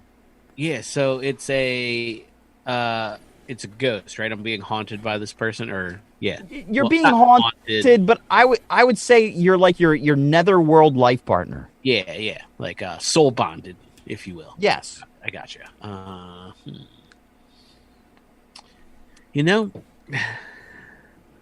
Maradona. My initial thought was like to go something crazy, like something cool and historical. You know what I mean, like Abraham Lincoln or some shit. But then I was like, meh, that's dumb. So then I started thinking of comedians because I would like to have just a comedian hang around with me. And for some odd reason, my mind settled on Rodney Dangerfield. And I feel like Rodney Dangerfield kind of rolling around, monologuing stuff while I'm living life, and like I'm just talking to Ghost Rodney Danger. I think that'll be a fucking riot. So yeah, for also my own selfish purposes, I want to fucking just giggle at Ghost Rodney Dangerfield for the rest of my life. I thought we were gonna mind meld there. I feel like Mitch Hedberg would have been a better choice for you. Ooh, yeah. Oh, dude, I love him too. That's a good thing. And I haven't listened to enough Mitch recently, so thank you for that. I appreciate that. You're welcome. We enjoyed actually the rabbit hole you're gonna go down later. we had Sarah had never heard of him. We played him. Played her like a 12-minute best of, and it was a fucking absolute riot. She's just like, I feel more complete. I feel like a better human having listened to that. Because I have I'm a staunch advocate of club sandwiches. So when I first heard the club sandwich bit, I fucking lost it. Like, it is so good. If you haven't heard it, go listen, folks. My two favorite Mitch Hedberg jokes are the Dracula joke. I recently had to go to the dentist, so I went to Dr. Acula. He drained half my blood. He is not a good dentist. Dr. Acula. And then his Bigfoot joke. He's like, I'm not so scared of the fact that people can't find Bigfoot. I'm scared because he is a big blurry monster. So good. I always like the if a stoner comes up with a good thought, does a black light go off over his head? Oh, but finally, my answer, yes. I was going to go with Lemmy Kilmister of Motorhead, because all that guy ever did was he sat at the bar of the strip club and he played the Mega Touch that they used to have, when they used to have coin-operated machines at the bar, and he would drink whiskey and smoke cigarettes and seemed to have a rather simple outlook on life. And I feel like somebody like that could help the overthinking mind of myself kind of get through simple situations a little bit easier. Just say, yes, you cunt. Okay, yes.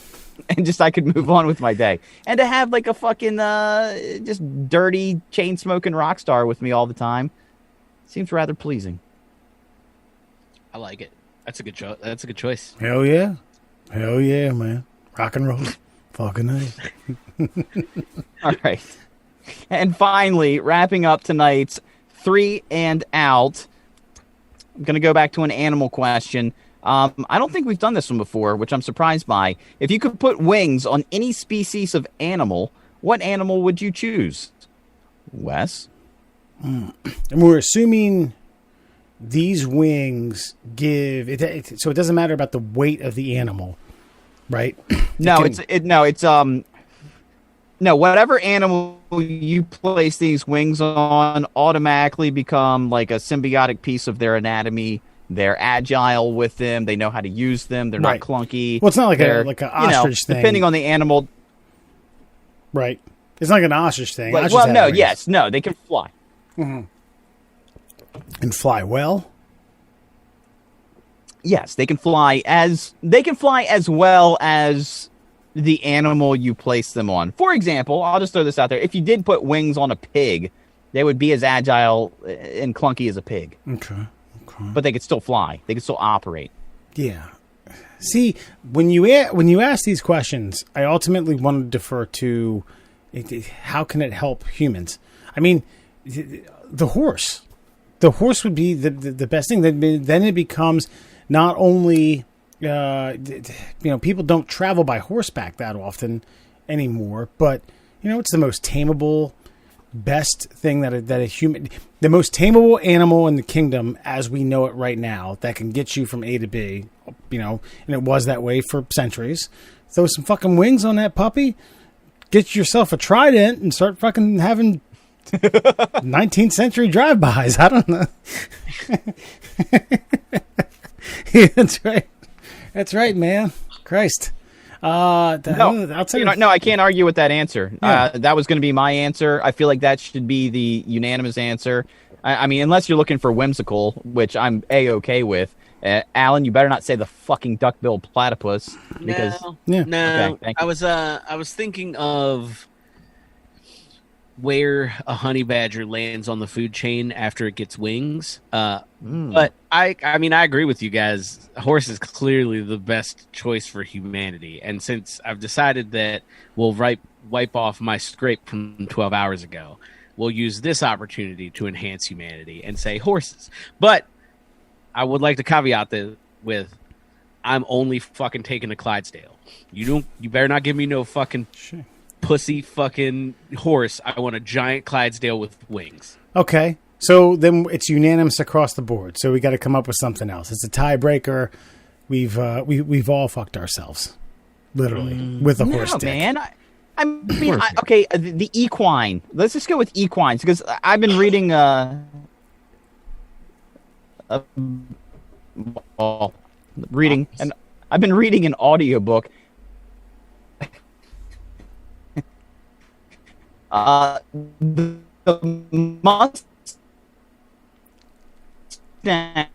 was at a house and home. It's going to cost you more than gas to fly him around town. Fuck the Clydesdale. But okay, for whimsical purposes or for the destruction of all humanity, what animal would you put wings on to eradicate humanity from the globe?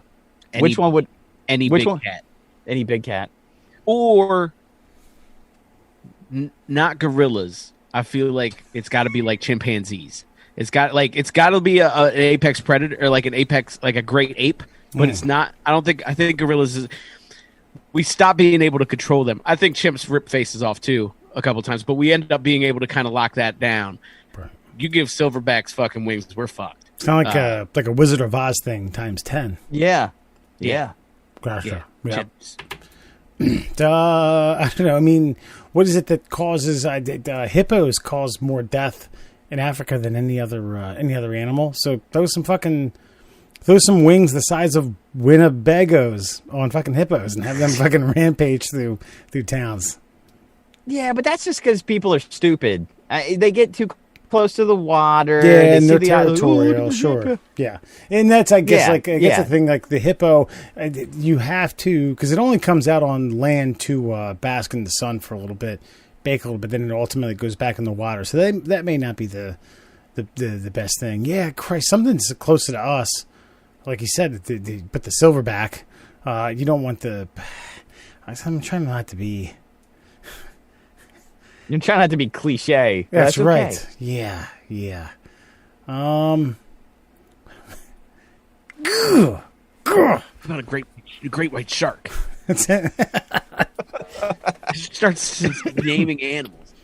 I was thinking about fucking snakes, though. I was thinking about king cobras with wings and how we would just all be fucked, and they would just indiscriminately just that scares the piss out of me. I've become more afraid of snakes in my adulthood because I always think about like the one time, like, you know what, I'm gonna go for a hike today. All of a sudden, I get bit by a copperhead 2 miles from my house. I collapse like with the last quarter mile to go. I can't drag myself to the fucking front door of my house to get in my Jeep, and I just die right there in my driveway because some little fucking thing the size of my arm nicked me with one of its incisors. You know what? This is like he say snakes.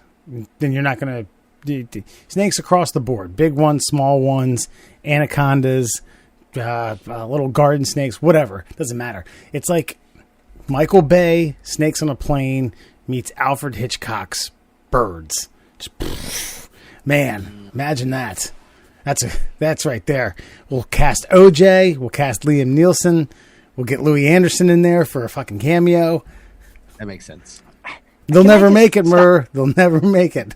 No, I just want to stop you because you know obscure actors that no one should know from random films, from bit parts, and you continuously say this leading man's name wrong every goddamn time. Liam? Yes. It's Neeson. Yes. What do I say? Nielsen? Yes. Nielsen, or some strange combination. Nielsen ratings. Maybe that's where I get it, because I'm always thinking about the rating system. Neeson. All right. Fucking. It's knee, son. Wouldn't you? There you go. It's good. Did you hang me by my toenails the way you're talking? God damn, man. Man? Man. Is that 3 and out? That is your 3 and out. You know what? What about bears? Shit. Never mind. That just came to me. I'm sorry. It's okay, because you're right. That's going to go on my soundboard. Ooh, what about bears? Ooh, what about bears? God, let's get a soundboard, please.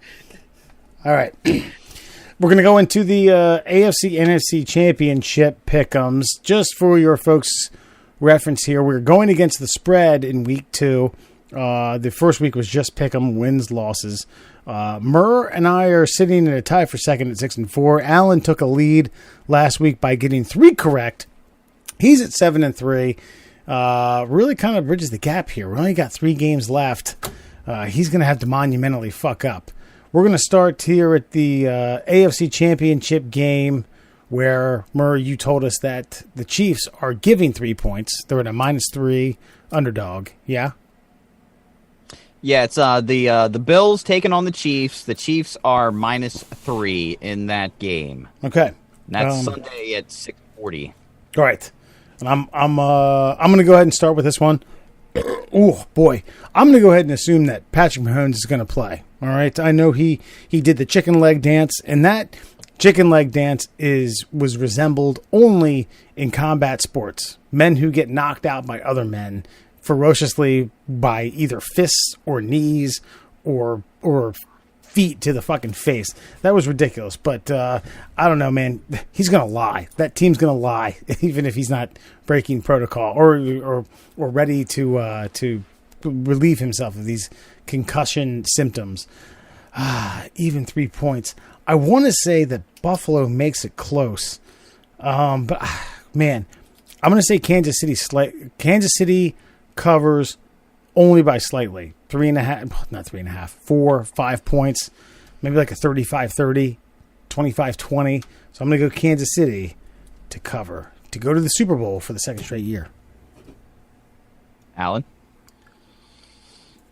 This is the game that I don't like. Yeah. I'm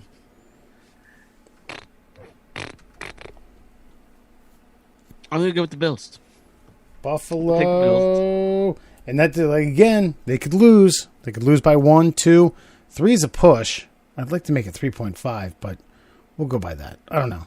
If it's 3, we'll give it to you. I'm going to go with the Bills. I think we've seen the Bills now win games in a variety of ways. We've seen them drop 40, drop a 40 burger, and then we've watched them fucking barely throw up 17 and hold us to 3. So, Yeah. you know what I mean? I think they are a well-rounded team, and I think depending on what happens, obviously Mahomes is going to play, but how sharp is he going to be? Is he going to be a little cloudy? Mm-hmm. Also, they didn't play really well against a worse Browns team. The Bills are better. Yeah, all the way around. The Browns, the Bills just win. They know how to win. Correct. Yeah. They're good at closing a game out. You know what I mean? They could have easily lost to us, and they didn't. So, yeah, Bills. Go Bills. All right. Now, I do have a question, Wes. Who has to, as far as like the updated information, who gives the updated information on like the players, like Mahomes' condition? Is it coming from the Chiefs? Is there an outside doctor that the NFL hires to go in and say, yeah, this is how he's doing? Like, who's releasing the injury information? So concussion protocol comes from an NFL third-party representative who is designated to team. So every team has one of these neurological doctors who's putting everyone through protocol. But the news release comes through the team. Okay. Now, see, because I don't think I think that Mahomes was out. I think he was knocked the fuck out. I do believe that. How was he knocked out, though? See, I think that if you remember the play, I think his neck, I think he got choked out. I don't think he got knocked out from like concussive force. I think he got choked out and was fucking woozy as shit. Because you see guys in like UFC, you know, they get like a rear naked choke on them and then they're done. Sometimes they can be out. Like I remember Steve-O got choked out by like Chuck Liddell, and it was like less than 5 seconds. It was like, boom, gone. Yeah, like $1 Million Dream. I watched it on that fucking Broadway in Fells Point. Ryan McChilton did it to Mackie. Fell down right in front of us. I've never heard that story. It was ridiculous. I thought he was playing. I thought he was acting. Wow. And that's what scared me about Mahomes getting up is the way his neck got twisted around. Like, how the fuck did he end up knocked out by that? That was weird because it didn't seem like his head hit anything. So I think Mahomes got choked out. I think he had quote unquote concussive symptoms after the game when he was being evaluated. I think he's perfectly fine now, and I think it doesn't behoove the Chiefs in any way to release information that like, no, he's tip top. It took him about 3 or 4 hours, and the blood flow's good. He's fine. It doesn't. Why not leave the question mark of, is Mahomes going to play? How's his head? Is he foggy? No. I've heard fighters say they'd rather be choked out than knocked out. So I think Mahomes is fine. And with the Chiefs, it's feast or famine. And I think it's going to be a feast. I think the Bills are a great team. I think they had a great run. I just don't think they have it in them to take down this Kansas City Chiefs team. So I'm taking the Chiefs. Over the Bills. The chefs. Yeah, also keep in mind that KC run game came alive after Mahomes departed because they had to. Now, again, this Buffalo team's a little stingier up front. They showed it. They fucking shut down Dobbins. They shut. So little different beast, but they've showed time and time again. It's kind of one of those things. I don't know. It's almost like you got to prove me wrong. But I get it, man. It's like everyone's been it's been Kansas City all year. They're going to get to the Super Bowl. They're going to get to the Super Bowl. They're going to get to the Super Bowl. Buffalo's played really well. I respect your pick. But so we got Kansas City, Buffalo. All right, moving on to the NFC. We got a. I didn't want to say it, but it's so fucking stupid. Clash of the Bays. The majestic Green Bay versus the Tampa Bay Bucks. Alan's shaking his head because he's like, you fucking asshole. Why do you say that? I was going to call it the Metamucil, but, whatever. It's too funny. And the Metamucil.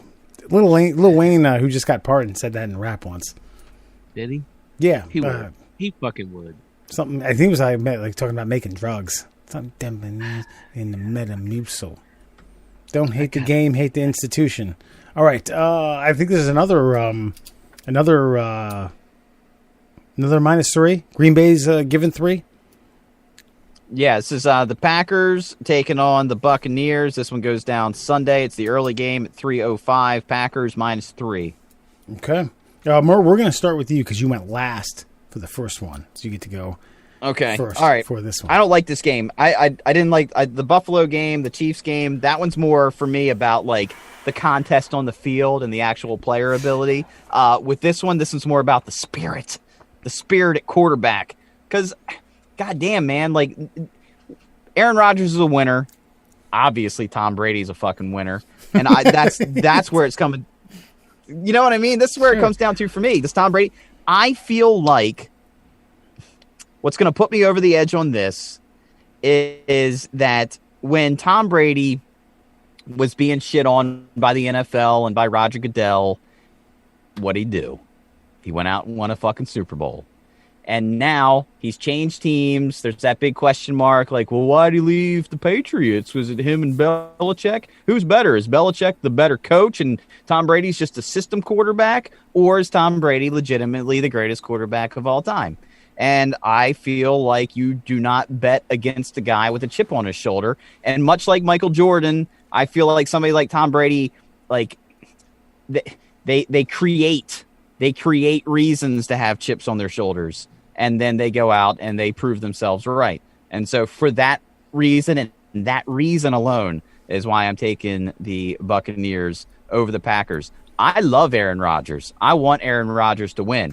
If Green Bay wins, I think Green Bay wins the Super Bowl. But I think, honestly, I think whoever wins this game is going to be my Super Bowl pick. Well, may I ask something? So you take Tampa, and you also have an out because if Green Bay wins by 1 or 2, and we don't have a push clause in this case. If Green Bay were to win by 3, I don't know. We may ask a tie. We'll figure it out if it gets there. But it almost sounds as if Tampa's playing, in your eyes, they're covering. You said it last week. You said it this week. Am I wrong on that? You like TB12 in the playoffs? Doesn't matter? Yeah. Prove me wrong. It doesn't matter. It doesn't matter. He's proven people wrong time and time again. He's a winner. Okay, fair enough.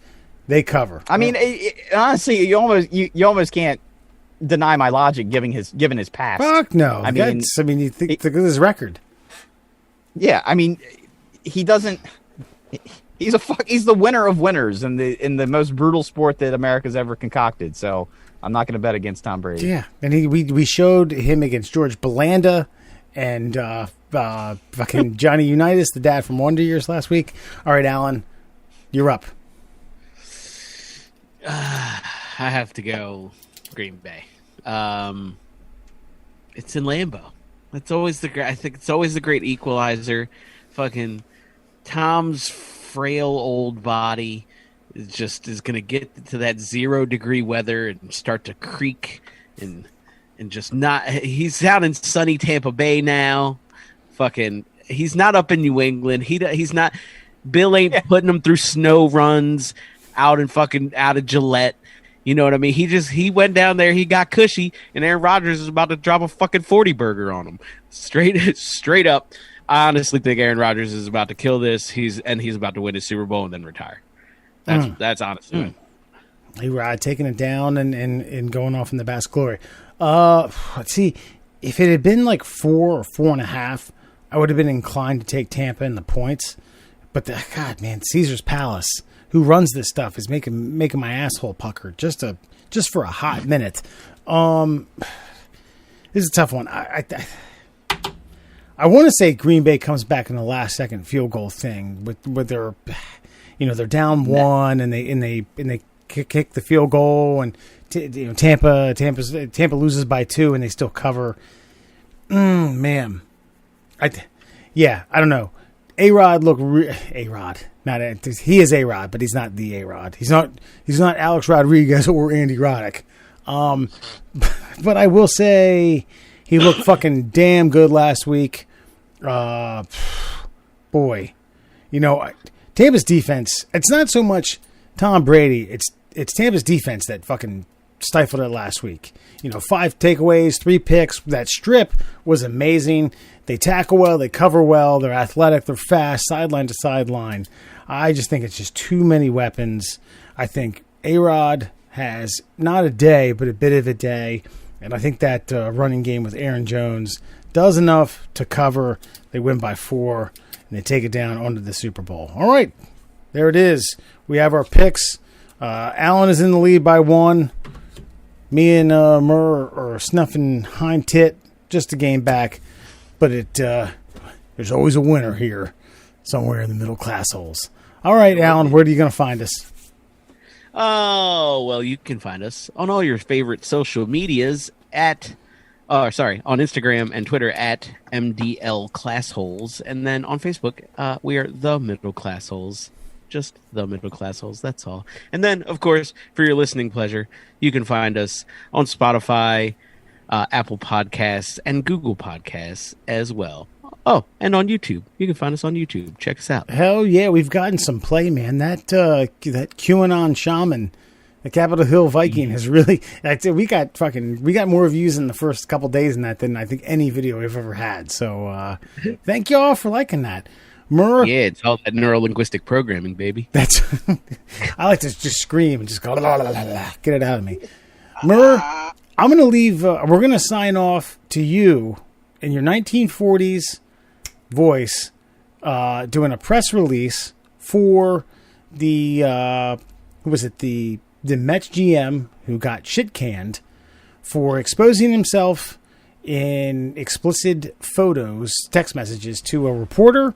I don't remember exactly what it was. He didn't learn from Brett Favre and other various other various superstars. But yeah, so the New York Mets GM fired, and here you go, Murr, take it away. Well, the reporter, who is described as an international journalist who relocated to the States, is said to have ignored close to 60 messages. He's said to have sent her 17 photos in one day, including an image of a bulge in his pants and the naked penis. I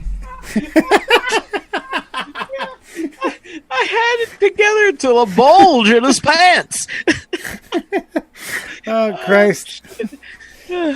That was that beautiful. You numb and his penis.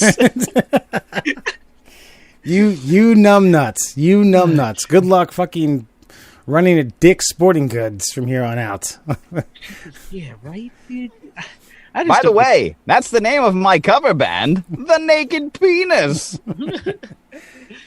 I just like when you get to a position like that, when you've got assistants and people who could probably do the scheduling of whores for you and, you know, handle payment, communications. Why do such a thing? It's, man, because people are incomprehensible. That's why. And that's what I'm going to sign you off on, folks. All right. Check us out everywhere you can. Take her easy, folks. Good night.